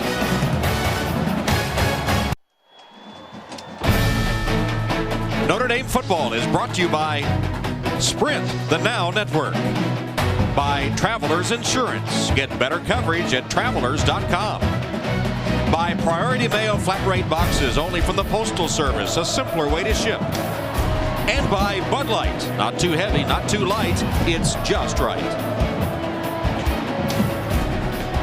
Impressive opening second half drive by the Eagles of Boston College have put them back on top. Tom Hammond, Pat Hayden, Alex Flanagan at Notre Dame Stadium, where BC trying to beat Notre Dame for the 7th straight time.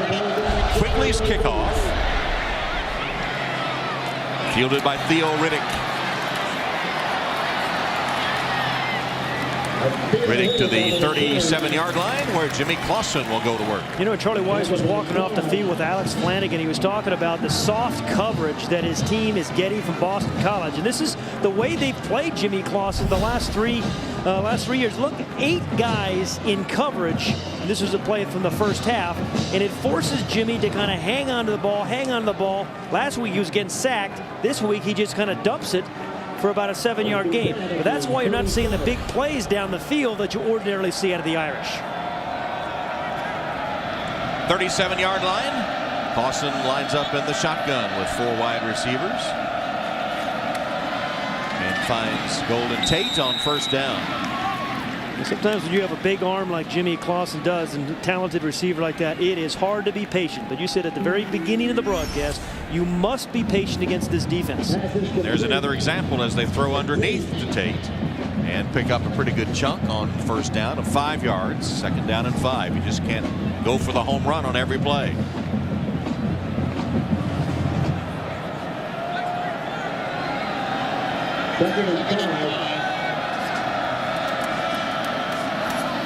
Quick toss, Kamara, first down, Notre Dame. It's a day for singles, Tom. You're right, not home runs, but a lot of singles and occasional double. Gauze forced him out of bounds. The 6th catch of the day for Duval Kamara. Not only is it soft in numbers, but you see the cushion up top for Kamara. Now, Kamara's caught, I believe, 4 passes. All of them have been that exact same right. Make that 6 catches against that soft coverage. Armando Allen. Tough yard for Allen, who's thrown back with the center of the BC defense. He started the game with some pretty good runs, but BC has adjusted and closed those gaping holes that we saw early. One of the guys who's been closing those holes is Luke Kuechly, number 40, the freshman linebacker for Boston College, a guy that is their leading tackler. Had a big year, and the leading tackler today as well. 6 tackles in the first half. From Cincinnati St. Xavier High School. 277 tackles his last 2 years on a state championship team. Also played lacrosse, so you know he's tough. Clausen's pass On target, Golden Tate.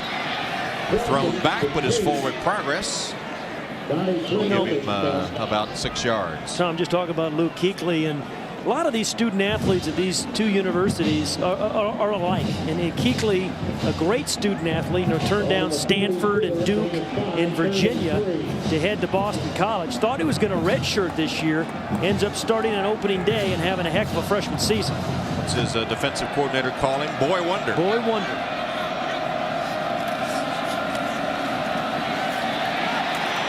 Clausen with a scramble, trying to cut off the block. So stopped short of the first down by Kuechly. Yeah, so bring up a 4th and 2 for Charlie. In years past, he would always throw it on this down, but he says to us that he can run the ball, feels comfortable running the ball on 4th and 2 this year. Also went over to the sideline to get the play call. They will go for it on 4th down and 2. From the BC 42-yard line, 4th down and 2. Armando Allen the only setback. Clausen's under center. Sends Rudolph in motion. Resets to the right. Play clock at 0. He's trying to draw him off sides. Delay of game, number 7 offense, 5-yard penalty, and still 4th down. A little different for Charlie. Ordinarily, we've seen him over the last 4.5 years go for it virtually every time. I think he's pretty happy with the way his defense is playing, Tom, So they try to draw him offside. It fails. They take the penalty and now will punt. Ben Turk. That guy, Rich Gunnell, who's hurt him in the passing game back, who's also returned to punt this year. This guy's an awfully good player. Yes, indeed. Turk fields a kind of a high snap. Fair catch by Gunnell, made at the 8-yard line. It was a 39-yard punt. It'll be BC's ball. They lead it. Notre Dame football, presented by Sprint. 8.5 to go, 3rd quarter. Golden Tate over on the Notre Dame sideline, a little shaken up on the last offensive possession by the Irish. And we see the Wildcat formation now for the first time today from Boston College. Starting from their own 9-yard line with Harris giving to McCluskey.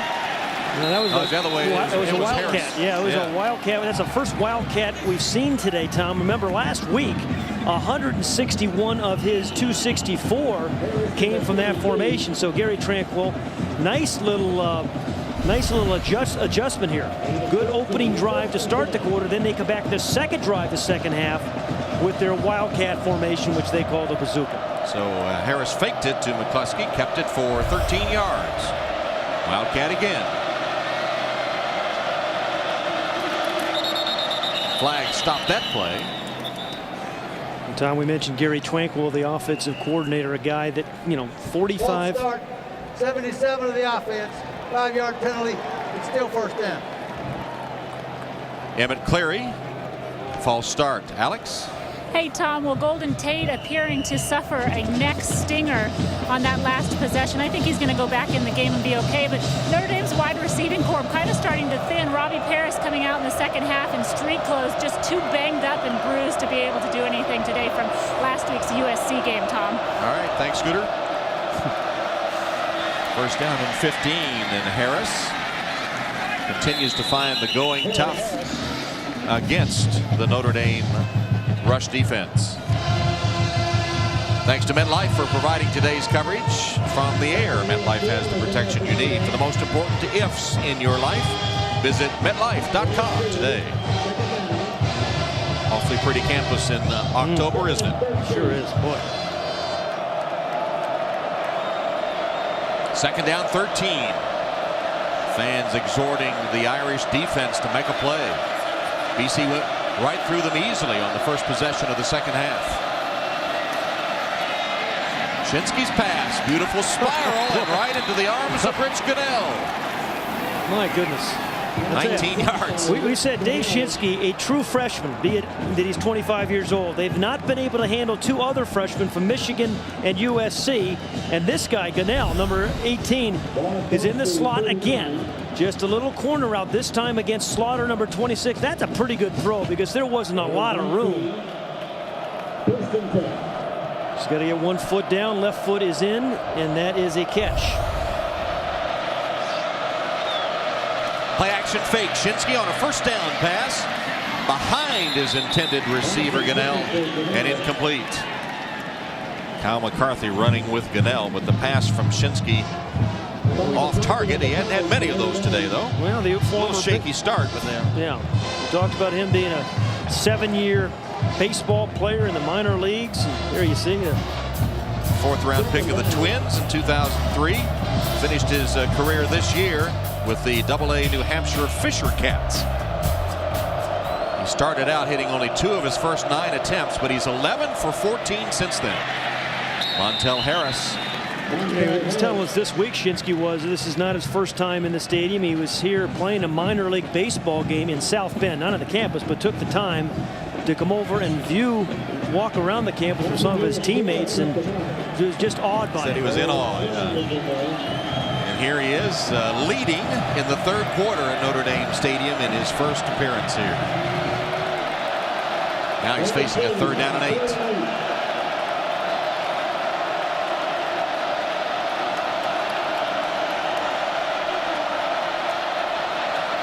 Shinsky pumped once. Reloads. Downfield. Caught by Gunnell. Well, I'm so used to saying Gunnell. It wasn't him. It was Larman. But it went for 31 yards. Same result. And again, remember, it's got to be disappointing for John Tenuta because they changed up their defense to prevent big passing plays, which they've given up a lot this year. Nice little shake and bake there by Larman, but pretty good coverage. Just a good throw by Shinsky. That was right. But Bland's got to be a little bit more, aggressive when the ball's in the air. John Tenuta, offensive coordinator for the Irish. He and Gary Tranquil playing the little chess game. Yep. Former friends. Good friends. Former friends. Good friends. Montel Harris. They keep giving Harris an opportunity, but nothing there. Harris 16 carries for 34 yards. Well, again, we talked about how well coached this Boston College team is. Very few penalties. Generally, they play within their skill level. Don't try to force things. They're going to use a lot of clock. There's Gary Tranquil, the offensive coordinator, and John Tenuta on the staff together in 2001 at North Carolina. Inside 5 minutes in the 3rd quarter. Shinsky faked the pass and got away from the defender. What a play by Shinsky. Dives inside the 10-yard line. They bid on it big time. 15-yard gain. Tommy, remember that when you were out in the backyard or in the street and you used to pump fake when you were a quarterback? A guy would jump up and then you take it down and run. That's what happened to Harrison Smith. Watch number 22, the right of the screen. And he's coming up. He's going to try to block this thing, and whoops! And then he goes. And then Shinsky takes it down and runs for the first down. Heads up play by Dave Shinsky again. He's having quite a game. His first appearance against the Irish. 1st and goal from the 10. Montel Harris breaking free for a moment, and Blanton rides him down short of the 5-yard line. I'll tell you, give the Eagles some credit. This second half, they've just looked like a different offensive team. Opening drive, some big pass plays to Gunnell. Then they got that running game going a little bit, and now they're mixing it. And that's Robert Blanton getting up slowly. Spot the ball between the 5 and the 6, and Blanton is still shaken up. You can see number 12 there, top of the screen. Staying in the game. 2nd down and goal.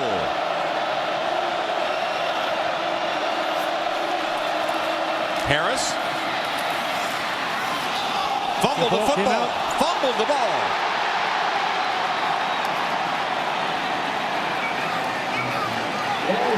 And Notre Dame recovers. Just unbelievable. Montel Harris, who's been so good protecting the football in his year and a half, at Boston College with 2 lost fumbles today. Brian Smith recovers it for the Irish. And a flag comes out.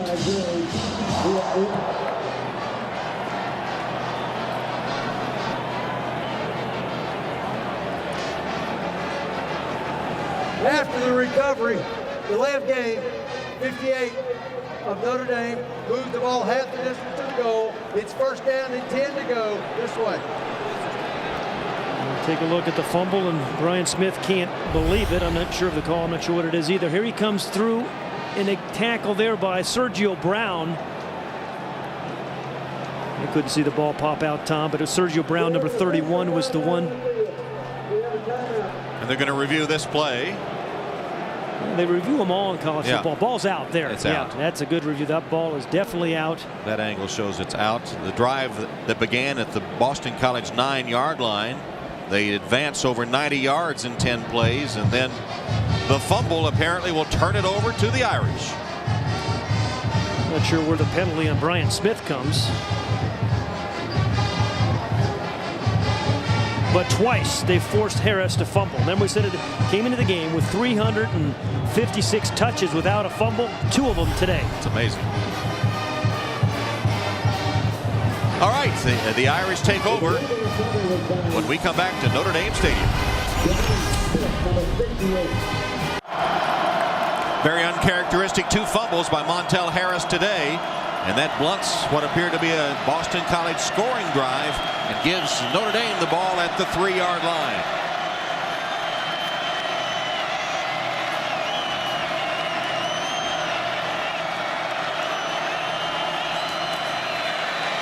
Jimmy Clausen loads up and heaves it downfield for Tate.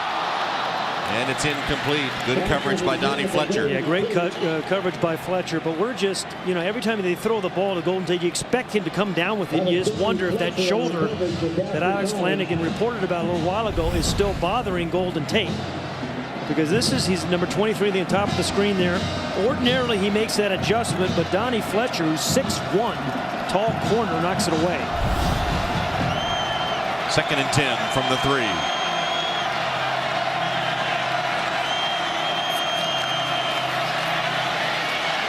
Armando Allen. Nice little run. Yeah, tough running. Yeah, it looked like he was going to get about 2 yards. Shook several would-be BC tacklers. And finally, Marcellus Bowman had to come from the safety spot to make the play. Well, real important down right now for the Irish. Down by 3 points. Maybe still having that funk from that close loss to USC last week. And if they don't get a first, boy, Boston College is going to get good field position.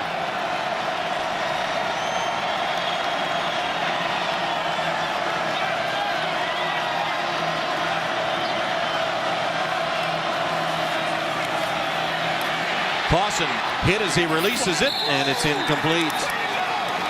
Great rush by Mike Morrissey, number 53, who had been in Jimmy Clausen's face several times, Tom. Coach is saying to us about Morrissey, one of those guys that always is in the right spot at the right time. Bottom of the screen, number 53, right here, coming off the edge, little stunt, goes right by Chris Stewart. Chris Stewart with a no-hitter there, but Jimmy Clausen got hit. Now the pressure on the freshman punter, Ben Turk, punting from his own end zone. And the dangerous Rich Gunnell, who has a 54-yard punt return for a touchdown this season. He calls for a fair catch, but it comes at the Notre Dame 40-yard line. Only a 32-yard punt. And Boston College, despite the turnover, gets it back in good field position. Third quarter winding down with Boston College up by 3. Let's take another look at that 3rd down pass play where Jimmy Clausen was sacked or hit by Mike Morrissey.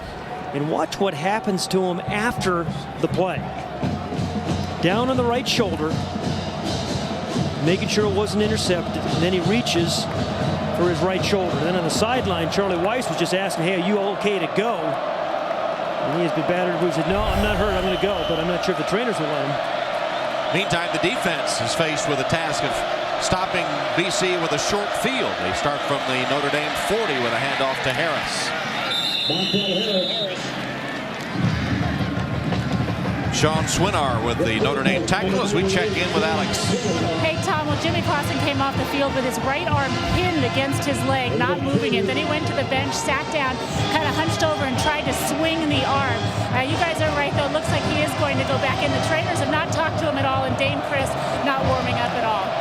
Well, he's one tough dude, as we've seen over the last 3 years. Second down and 8. Shinsky down the field. That one a little bit underthrown to Gunnell. Yeah, Gunnell actually was shielded from the ball by Blanton too. Blanton had the inside position. Yeah, but he throws a little bit longer inside, over the top. Maybe it gets there, right? And Robert Blanton, a little stop and go. Had him there for a moment. Good recovery actually by Blanton to get back. Boston College really struggled on third downs on the road. Today they've converted 6 of 9 on third down. They've made their last 5. And the average has been from 8 yards away. This one is 3rd and 8.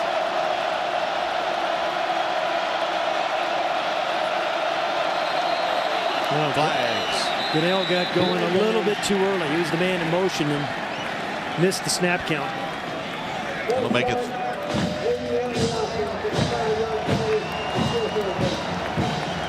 It's going to make it 3rd down and 13. Trying to stretch it out. The same kind of play. Remember, Sam Bradford got knocked down on that right shoulder early in the year. Same kind of play where he was hit.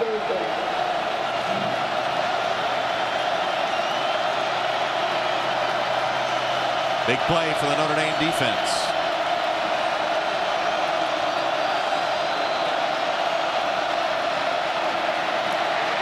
Shinsky just threw it up for grabs and it's intercepted. Kyle McCarthy.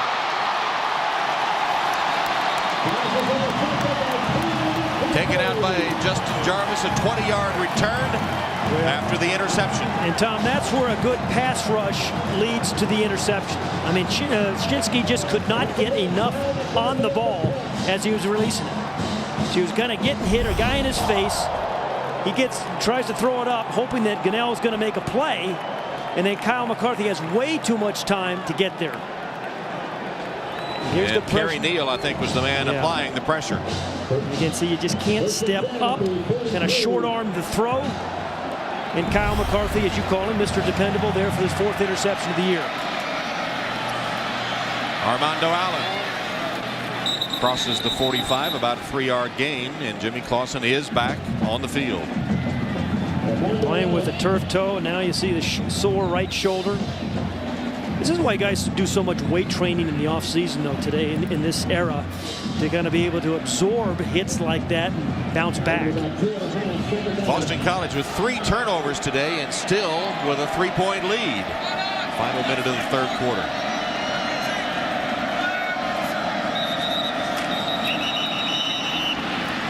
Again. False start against the Irish, apparently. False start. 72 of the offense. 5-yard penalty. Still 2nd down. Paul Duncan. Well, uncharacteristically, that's the 7th penalty against the Irish today. Is that a sign that maybe a little emotionally not ready to play, not sharp after that tough loss to USC? Well, either that, and Paul Duncan had a rough game against Everson Griffin from USC last week, or that, you know, you got a pretty good pass rush today already, and you're worried about that, and you want to get out of your stands too quickly. For whatever reason, the Irish have been sluggish. 40 seconds and counting. 3rd quarter. Now it's 2nd down and 12. Clausen's arm looked pretty good on that one as he hits Duval Kamara. Kamara out of bounds a couple of yards short of the first, forced out by Mike Morrissey. Now the 7th catch for Kamara. Again, I think they all been of that exact same variety. Just soft coverage, you know, the corner's off 8, 10, 12 yards. They just throw it out to him and force him to tackle him. 3rd down and 1. A long one. Allen tries to get it, and he does, and then some. Good push by the offensive line that time, and Allen follows them for the 1st down in what could be the final play of the 3rd quarter. Clock stops on the 1st down, and then we'll restart.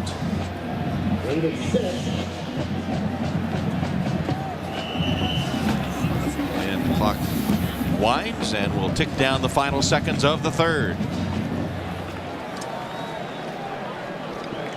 So that's the end of the third quarter, with Boston College leading Notre Dame 16-13. Back to Notre Dame Station and Notre Dame Stadium after these messages from your local station. You're watching Notre Dame football presented by Sprint. Here's our Sprint score by quarter as the Eagles got the touchdown in the third quarter. The only score in the quarter as they took the opening kickoff in the second half down to take a 16-13 lead as we start the fourth. First down, Notre Dame from the 43-yard line of Boston College. Duval Kamara already with a career-high 7 catches today. And the Golden Tate.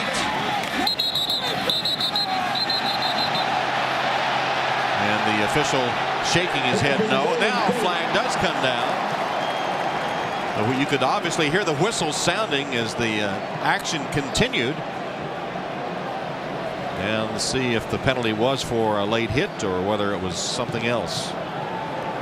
We have a dead ball, personal foul, late hit, 34. The defense, 15 yards, automatic first down. Not a good decision by Mike McLaughlin. The play was obviously over. Yeah, they had him absolutely stopped on the sideline right in front of Frank Spaziani. There's one guy. There's Morrissey who's got him down. And the key is the whistles are blowing. Well, yeah, he wasn't out of bounds. It was the whistle had blown it dead. And we were able to hear the whistles before he ever went down to the turf. The injured player, the injured Eagle player is Gauze, DeLeon Gauze. Right at the sideline. And they bring in Donnie Fletcher to replace Gauze on first down for Notre Dame with the penalty now at the 22-yard line.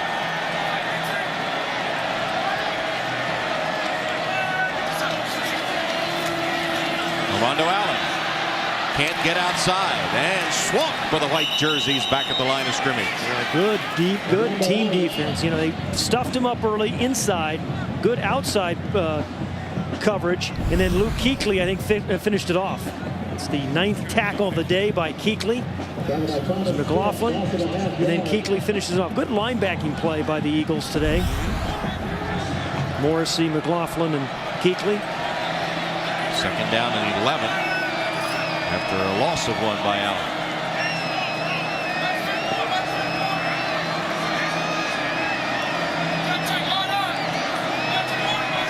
Play clock at 4. Allen, draw play. Armando Allen. Marcellus Bowman puts a hit on him, but a gain of 11 yards. So we're talking about ball security and the lack of it by Boston College's running backs. Armando Allen really does a good job with ball security. he was just smacked on that one. I'm anxious to see what happens. I know, it's like saying no hitter. I know, you're right. But they've only lost 3 fumbles all year long, have the Irish. Well, it was just short of the first down marker, so third down, less than a yard to go. 2 tight ends, and Robert Hughes is in. Awesome. Well, I guess he's okay if Charlie Weiss is calling quarterback sneaks. I guess, well, he doesn't need his right arm for that anyway, as he comes up limping with a bad toe. Yeah, bad toe, right arm. So first down for the Irish.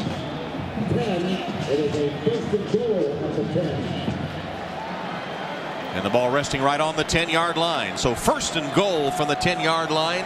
Boston College leading Notre Dame by 3.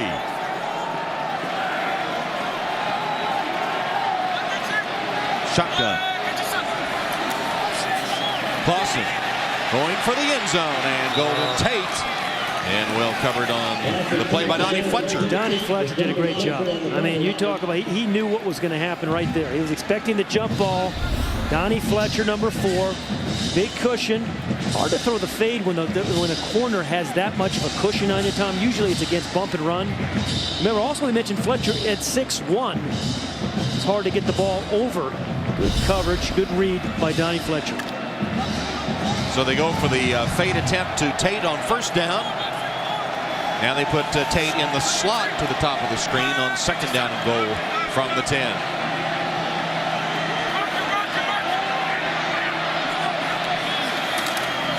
Right to Tate. Golden Tate. Upended hard at the 5-yard line, just inside the 5. Remember, he's been hurting a little bit. Well, that was a good tackle. I think it was Bowman, Marcellus Bowman, who made that tackle. 10th catch for Golden Tate. That's a new career high for him. And, you know, this looked promising when they got it. Looked like it was going to be maybe a touchdown. Runs through the tackle of the linebacker McLaughlin, but Marcellus Bowman, their fiercest tackler, was there. Now 3rd down and goal from the 4-yard line. Burgers in the backfield with Hughes. Fake it to Hughes. Clausen still with the ball. Looking. Scrambling. Jimmy Clausen jumps. Didn't get in. Well, you talk about that's great coverage. Again, if Jimmy Clausen can't find anybody with about 5 or 6 seconds there, you know you have some pretty good coverage. It's going to bring 4th down. Kyle Rudolph, number 9, left part of the screen on a little check down. No, he was open. But again, Clausen scrambling the other way. It looked like Roger Rollins had fallen back to cover.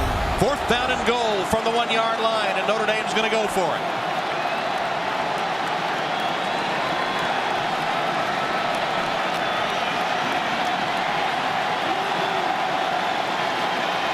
Robert Hughes in the backfield with Bobby Berger. And timeout taken by Jimmy Clausen.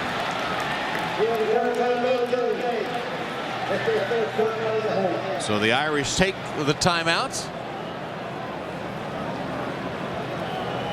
Take another look at Jimmy Clausen scrambling around. I'll tell you, there's been a lot of pressure on him, combined with good coverage by the Eagles. Trying to go to Golden Tate early. He was not there because Fletcher had him. Yeah, Fletcher was lurking there, wasn't he? Yeah, and then he thought he had a chance to get into the end zone, and it was Mike McLaughlin staying alive, the middle linebacker, who knocked him out of bounds. Otherwise, Clausen probably gets in. And Fletcher gave a nice push, too, when Tate tried to block him and Clausen running up there. So they hold. And now, what about the decision here? You can kick 3 to tie the game. No, or do you go for the touchdown? I think you give your offensive line a chance. As well as BC's defense has been playing, Robert Hughes, at 237 pounds, to me, is the guy. Remember that great 2-point play he had against Michigan State a few weeks ago? He's just a hard guy to bring down.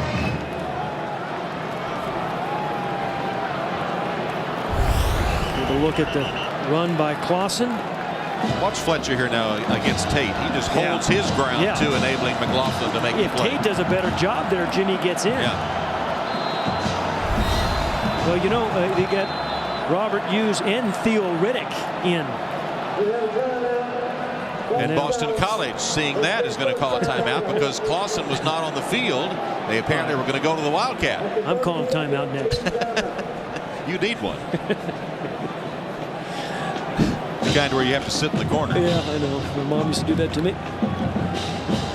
Well, you know, this is the start, the second half of the season. Clausen talked about it. You know, Charlie Weiss talked about it. And, you know, you're down 3, still plenty of time. And I think even if they don't get in, you know, Boston College has a long way to go. So I think, you know, this is the right decision to go for it. Even though your field goal kickers made 11 in a row. 12 in a row now, right?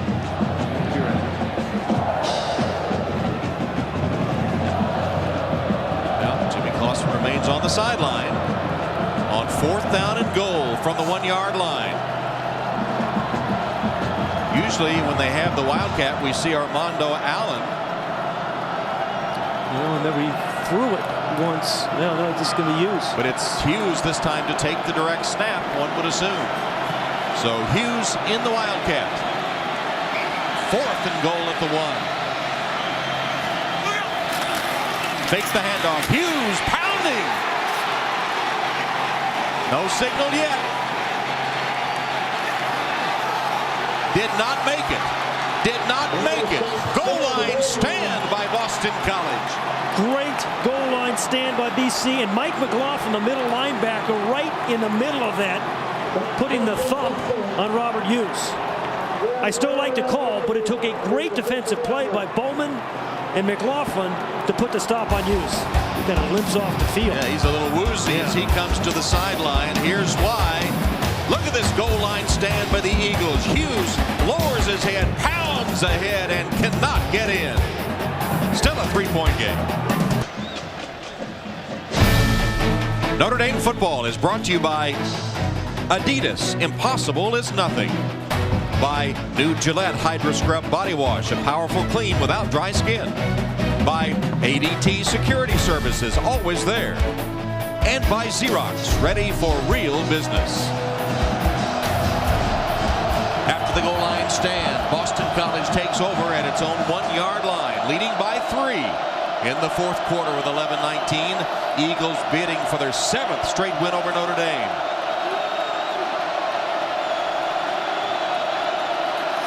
Keep by Shinsky. Hey, let's go back and look at that last goal line stand and watch number 8, Marcellus Bowman, number 8 for the Eagles in the white jersey, put the thump on Robert Hughes. Now, Robert Hughes has the ball in his right hand. And he's going to, they did review this play, they review every single one, but watch you come down, see the ball in his right hand. And he is down and short of the goal line. So the review confirmed that indeed he did not cross the plane, and a terrific stop by Bowman. Shinsky got half a yard on that first keep. Hand to Harris. He's hit and dropped short of the 5-yard line. Well, this is a play I'd like to see them, a quarterback actually roll out, because I don't think you're going to pick up 9 yards right now just kind of thumping it up the middle. And you're going to give Notre Dame too good a field position. Injured offensive lineman for the Eagles. Offensive line, again, a quality offensive line as they always seem to produce. Is that Lapham? 66, yeah.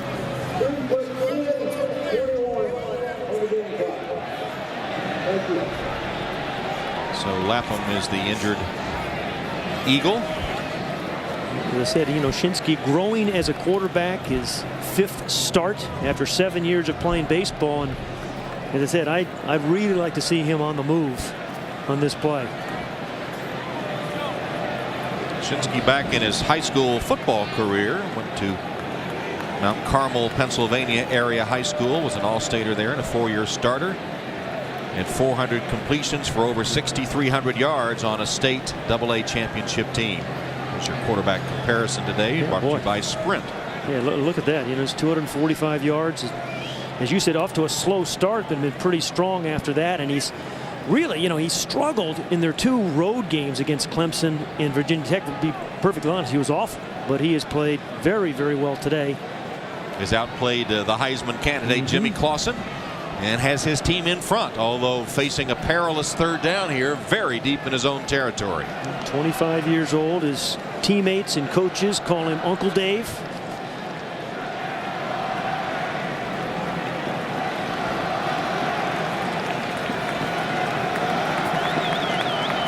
So Lapham is being helped off the field, replaced by Mike Goodman Jr., redshirt freshman from Miami, 6'6", 302 pounds. Shinsky got the Here the Irish defense. Watch where Rich Gunnell is, right? The guy that's had a really big game for Boston College, number 18.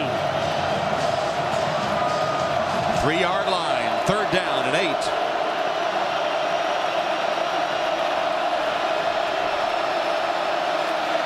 It'll be Harris.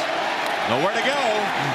Slammed to the turf at the 5-yard line, and now Quigley, who did such a great job punting in the first quarter, repeatedly backing up Notre Dame deep in their own territory, will have to punt from deep in his territory from his own goal line. I know you're trying to protect a freshman quarterback, but Tom, I don't like that. I just think you can't give Jimmy Clausen too many chances. He's done it time and time again this year, and now that you're going to get, you know, excellent field position.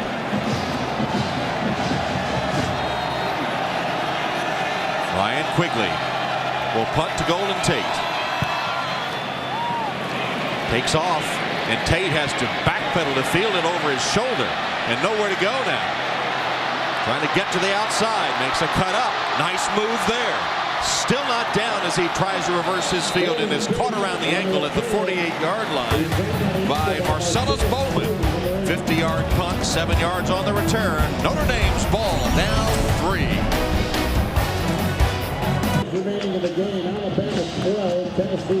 Beautiful shot of the Golden Dome, the Basilica, the lake, and MetLife providing today's aerial coverage. Visit MetLife.com to learn more about the Blimp program's 20-plus year history. MetLife guarantees for the if in life. Sun finally broke through here in the second half over Notre Dame Stadium as the Irish take over their first time to start a drive in BC territory today. Handoff Armando Allen. Allen with a burst up the middle, carrying tacklers with him. And right at the first down marker, Kuechly riding him down about a foot short of the first down. Good lunge blocking by the offensive lineman, Eric Olson, Robinson, and Stewart inside. Eric Olson doing a great job on the nose tackle, Ramsey. And then just Allen just keeps it churning. Give him the call again, and he has the first down.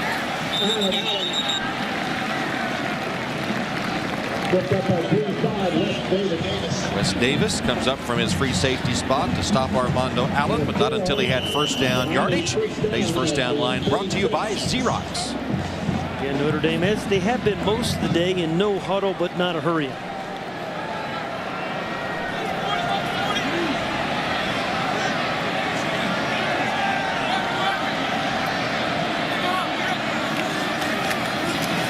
Clausen's pass over the outstretched arms of a defender to Golden Tate. Tate with a cutback for the touchdown.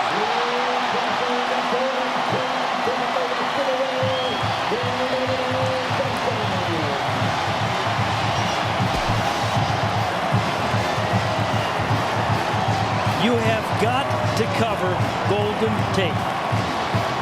He's like a ticking time bomb, isn't he? Sooner or later, he's going to make a play. You know, all that soft coverage we've been talking about, sometimes maybe you play it too soft, although there was a blitz by Boston College, but a huge cushion on Golden Tate with 11 catches on the day now and 2 more touchdowns through the air. That one 36 yards. His second touchdown of the game. He's having a career day in terms of receptions. Nick Tausch, point after. He is good. So Notre Dame gets a break after they get the ball in Boston College territory to start the drive. Boston College had the goal line stand, but it put them in bad field position. And the Irish take advantage with the pass to Golden Tate, who makes it happen after that. 20-16 Irish. 4 lead changes today. Boston College has led by 3. Notre Dame now with their biggest lead. It's 4 points as Ruffer kicks off. Finch and Legrand are the deep men. It's a short kickoff taken by Legrand.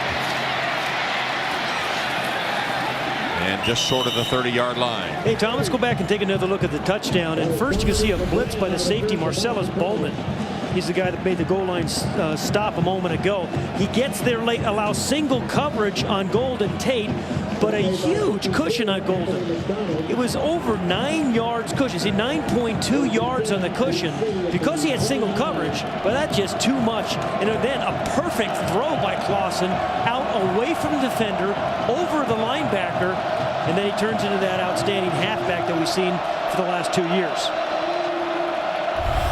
From the 29, Montel Harris, fake to Harris, and the pass by Shinsky is incomplete, intended for Gunnell. Well, we haven't seen Gunnell drop much, huh? That was a good, well-timed throw by Shinsky before the break of Gunnell, who's caught just about everything today. He's got 8 catches for 139 yards and a touchdown. Nice little cushion there for him. Double move, ball was thrown early, and it should have been caught for a first down. And it kind of had Blanton turned around backwards. Yeah, it sure did.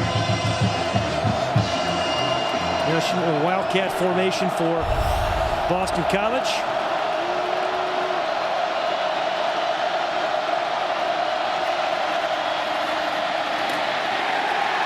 Nothing doing for Harris again. Stuffed by Manti Te'o. And then finished off by Capron Lewis Moore.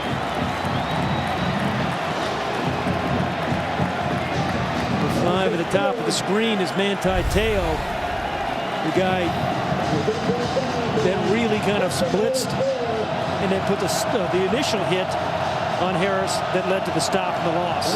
Don't you get the idea that John Tenuta said to his players, this guy got 264 yards last week. I think that's the first thing he said to him when they talked about Boston College. We're not going to let him do it today, and he hasn't. 22 carries for 38 yards and a couple of fumbles. Shinsky behind the receiver, Gunnell, and incomplete. Well, he had Gunnell open on a crossing route that may have run for the first down, even though it was third and long. Just behind Gunnell. Gunnell dropped it on first down, and on third down, Shinsky throws it behind him. 18 on the right of the screen. Crossing route. He catches that. He runs away from the linebacker and up the sideline. Quickly to punt.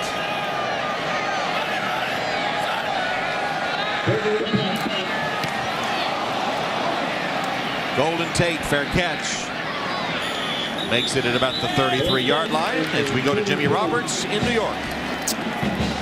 Over the campus of the University of Notre Dame. Overcast to start the game. Cleared up somewhat here in the second half as we go to sunset. The sun very much in evidence. Armando Allen can't turn the corner. Well, the BC defense is going to have to make a stop here. And for Notre Dame, this is the down goes Armando Allen. Boy, a lot of Irish guys have been injured today. Both sides, really. Yeah, just one of those typical, huh? Typical Boston College, Notre Dame, Catholic and Catholic matchup.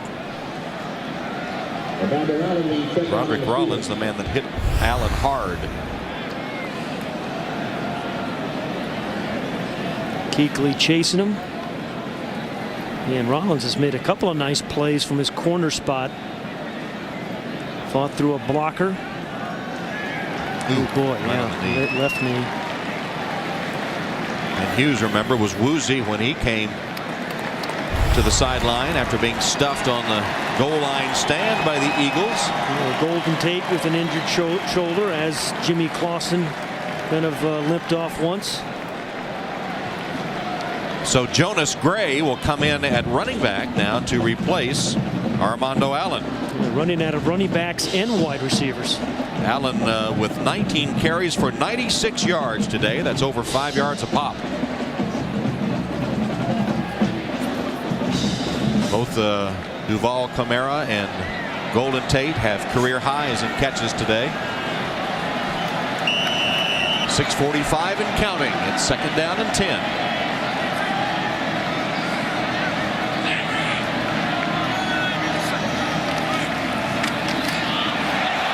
Jonas Gray chased out of bounds at the 40-yard line. Once again, a pretty good stop by Roderick Rollins, the corner. I mean, you know, these guys who say you got to cover Golden Tate and Camara, and then you got to come up and make the plays. But boy, he did a nice job there. Number 20 slips first and then comes up and makes the tackle on Jonas Gray. He got 5 yards. He's the sophomore from Pontiac, Michigan. That was his 26th carry of the season. Shotgun for Clausen on third down. Looking, trying to get someone open. And Rudolph finally is the intended receiver. He wasn't open much. Mike couldn't hold on. Mike Morrissey with great coverage. You see Morrissey blitz well. That time with terrific coverage by Mike Morrissey. Coaches say he's a smart player, does exactly what you ask of him. So the Eagle defense does a pretty good job there to force the punt. 3 and out for the Irish. And they have 6 minutes and 2 timeouts remaining. Turk punting to Gunnell. Close to blocking that one, and it's a low line drive. Fair catch, Gunnell at the 32-yard line. So the Boston College Eagles will take over at that point. They trail Notre Dame 20-16. 6:04 to go. Notre Dame leads 20-16. It's been an odd second half for Boston College. Their first possession drove down the field for a touchdown, but since then they fumbled after a 90-yard drive, threw an interception on the next possession, and the last 2 have been 3 and out. starting from their own 31. Shinsky on an out route, caught. Gunnell. How many is that for him now? It's the 9th catch by Gunnell. Close to 150 yards, and he's got a touchdown as well. I mean, it was a full-on blitz. Johnson did throw a blitz at him, so he was going to get some single coverage, but he runs those option routes too. He lines up in the slot, and he can be either break out or inside, kind of depending upon coverage. And Gunnell and Shinsky are reading that option route quite well. And remember, this is a freshman quarterback who hadn't played football in a number of years. 7. Draw play. McCluskey bursts up the middle, and he's inside the 45 of Notre Dame. A 12-yard gain by James McCluskey on the draw play. Yeah, and now Frank Spaziani is in that 4-down zone, Tom, once you cross that 45. And good block there by Cleary and by the tight end Pantelli. And now I think if you're Gary Tranquil, the offensive coordinator, hey, thinking 4 downs to get that first down if you need it.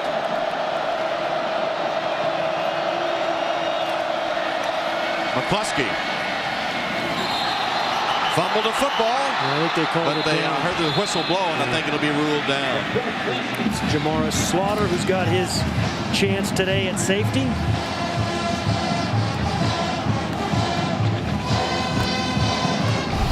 McCluskey, a powerful kind of back. Ball's down, then it comes out. It's not a fumble. Didn't gain a lot, though, only 3 yards. Second down and 7. Okay, here's Gunnell again. That guy has just been awesome today.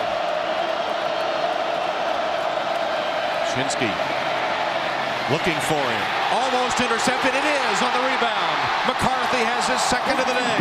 Kyle McCarthy on the carry gets his second interception of the game. You know, Dave Shinsky's been kind of forcing it some, taking a lot of chances in that double coverage. Yeah, you love this guy Gunnell, but he was just not there that time. He had Kyle McCarthy and a corner on the route by Gunnell. This corner route that he's run so well. You see Rashawn McNeil, number 8, playing inside, and then over the top comes Kyle McCarthy. Ball was behind him, and McNeil tried to intercept it, couldn't hold on, and then there's McCarthy, Mr. Dependable, with another play for Notre Dame. So the Irish take over. 2 interceptions the last 5 attempts now for Shinsky as Allen back on the field and rustled down hard on the play. He was shaken up, remember, the last time. And that's Kuechly. It's 12 tackles by Luke Kuechly. He's something, isn't he? Yeah, he is. So he has horn-rimmed glasses. He looks like he just came out of the chemistry lab, but Superman once he puts the uniform on. Less than 4 minutes.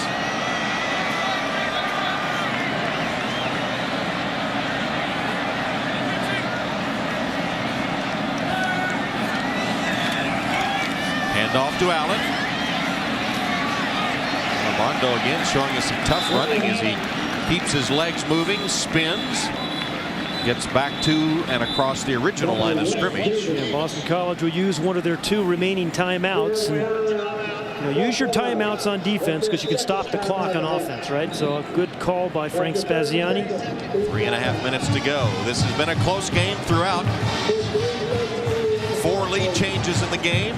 Biggest lead for Boston College was 3. Notre Dame enjoying its biggest of the game now, a 4-point advantage. And with 3:33, Notre Dame involved in another close one. Boston College bidding to beat Notre Dame for the 7th straight time. Charlie Weiss was saying we need to take the next step for the remainder of the season, and we need to stop these strings. They were unable to stop the string of USC a week ago in a close one. Now hoping to stop the 6 straight wins by the Eagles. And as you mentioned, Tom, these games have really been tight. In tight games, what you want is a superior quarterback who's committed who's got conviction, and Jimmy Clausen's played well in these tight games. Hasn't won them all, but he's played well enough to win them all. So Boston College will have one timeout left. Yeah, this is the down for Boston College right now. 3rd down and 8.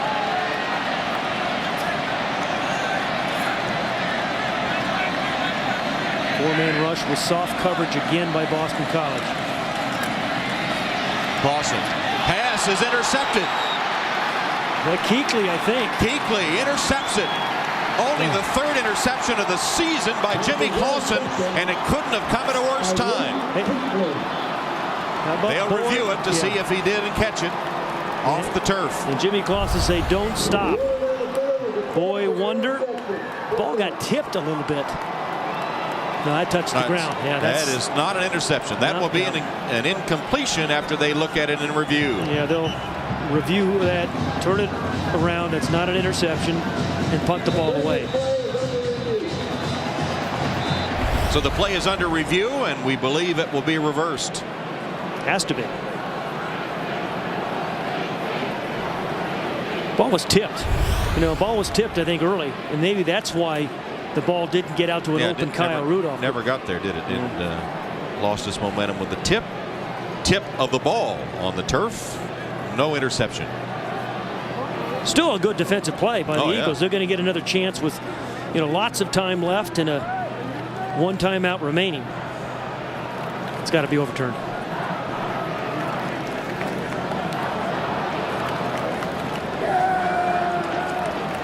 Seen it from multiple angles now, and they all appear to point to one thing, that's I haven't changed my mind. Not an interception. All on the ground.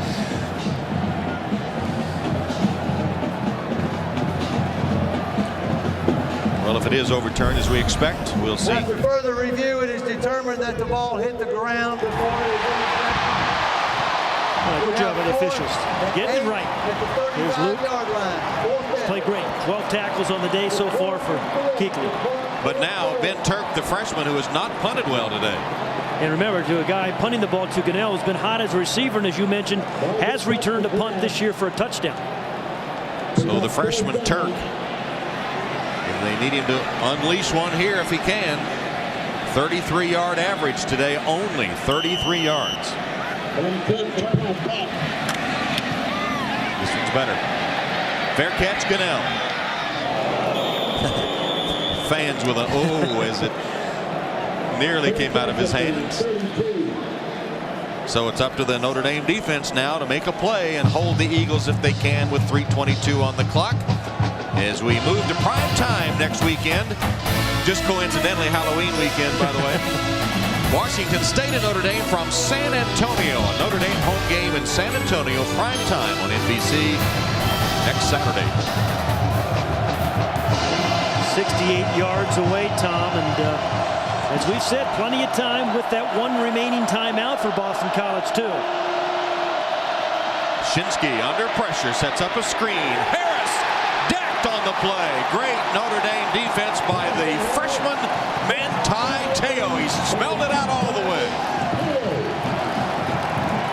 Well, this is what they're hoping for the next maybe 3 or 4 years from Manti Te'o. A guy that has great foot speed. He's 245 pounds, number 5, right in here. And watch him get there. Read it, smelt it, felt it, got around a blocker, and caused a 7-yard loss. 2nd down, long pass, Shinsky way downfield and too far. Intended for his main man. One of them, this was Larman, who has been just as good. I have trouble sometimes telling 18 and 10 apart on these Boston College numbers, but Larman and Gunnell are his 2 primary receivers. And Larman was open. I mean, it would have been a tight squeeze, but he was open. Now, if you're Dave Shinsky, I think 3rd and 17, don't try to get all 17 necessarily, but you have 2 downs to get 17 yards. Get 8, 9, 10, and leave yourself a reasonable 4th down play. Tight game as Boston College tries to win 7 straight over Notre Dame. From the shotgun, freshman quarterback Shinsky too high, incomplete. Pretty good coverage that time too on Larman. It was by Darius Fleming putting the pressure on Shinsky that caused him to throw it high, I think. Well, now you got one shot, 4th and 17. And if you're quarterback, you tell your receivers, make sure you get to that first down mark, which means it's going to be he's going to have to hold the ball for a while, Tom. So there should be some pressure on Dave Shinsky, knowing that he needs 17 yards for the first. Here it is, 4th down and 17, 2:36 on the clock.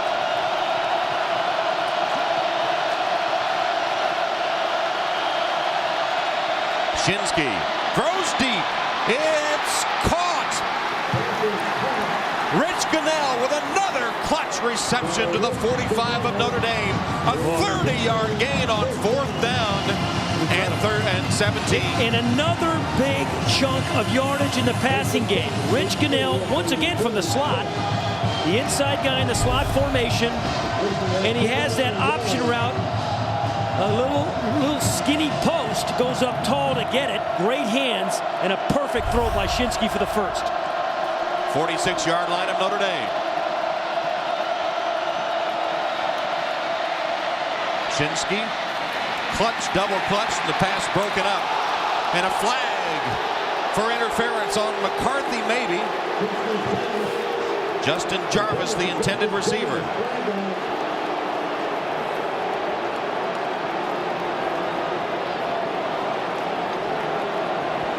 Pass interference, 28, defense, 15 yards, previous spot. Well, a guy who's had 2 interceptions on the day, Kyle McCarthy has, and played awfully well. Yep. Yeah, left hand on the back, that's pass interference, good call. And as we said, the clock is not an issue, just executing, trying to get the ball in the end zone. 2:01 on that clock. And still, as I said, 1 timeout remaining. And the 31-yard line where Shinsky puts it in play. Pumps once. Wants to go deep, in trouble, scrambles. Manti Te'o grabs hold of him, but look at him carry the pile. Didn't run like a former pitcher. I'll tell you, that was a heck of a decision by Dave Shinsky. He was trying to pump and go deep, Tom. They were covered. If he had thrown that ball, pretty good chance of getting picked. But great decision. And I think that they used their last timeout. They just took their final timeout. Yeah. Good coverage by the Irish, but a great decision by Jeff Shinsky. Get out of football. See the pump fake to Gunnell and then trying to get Larmon deep down the middle, but good coverage deep by McCarthy, who was not fooled. Shinsky, there's the pump, trying to go deep, nothing there. There was a hold on Darius Fleming. It was not called, but Darius Fleming was held badly. But look at Shinsky turns into fullback. That was amazing. Well, this is familiar territory for the Irish, of course, being involved in a close game.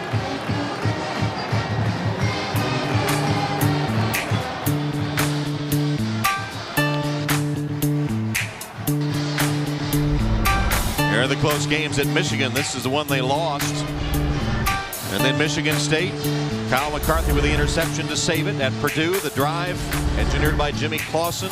Goal line stands, and then in overtime they beat Washington, and then falling 7 points short against USC with a play 1 second from the 4-yard line, a pass that fell incomplete. And here they are again with 1:48 left, leading by 4, but backed up to their own 27-yard line, where Boston College has a 2nd down and 6. You think you might want to pay attention to Rich Gunnell, who has 10 catches, 179 yards. And he's right down here now.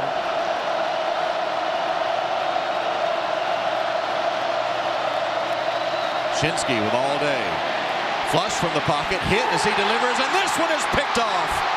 Picked off by Brian Smith. Oh, Shinsky made a big mistake there. Should have thrown the ball away. Tried to force it, and it's a turnover similar to that Michigan State game when the Irish got an interception late by McCarthy to save it. The 5th turnover of the day by Boston College, and yet they were still in the game. Brian Smith with the interception of Dave Shinsky. You know, really from the very first day you start playing quarterback, they say never late down the middle, and Dave Shinsky just threw that one late over the middle, and it should not have been thrown. Throw it out of bounds. Threw it right to Brian Smith. Last time Notre Dame had 5 takeaways was back in 2004 against Washington. 5 turnovers today to none by Notre Dame. And yet, despite the 5 turnovers, BC was right in it here to the very end. It just tells you how well they play. 58 kind of in the middle of the screen now, trying to cover Goodell, and just was not there. Thrilled Golden Tate and Brian Smith. Tate has had a pretty good day as well. And the freshman Dave Shinsky. That makes it a long ride home when you're the quarterback. Could have had a chance to beat Notre Dame for the 7th straight time. Instead, the Irish are going to win it. Well, once again, they end a streak. They ended the streak of losses to Michigan State. Couldn't stop the losing streak to USC, but they will break Boston College as the Eagles came in having beaten Notre Dame 6 straight times. And they're 1-0 in the second half of the season. That's kind of their theme. Washington State prime time's next. In a game that the Irish will be heavily favored. And that will be in San Antonio. Will be coming your way prime time on NBC. A little scrum there at the final seconds. Well, it was another narrow victory for the Irish. They've made a habit of playing close games. All but their opener against Nevada had been right down to the final minute of play this season. And it's a long walk, a lonely walk for Dave Shinsky after throwing the interception that sealed it for the Irish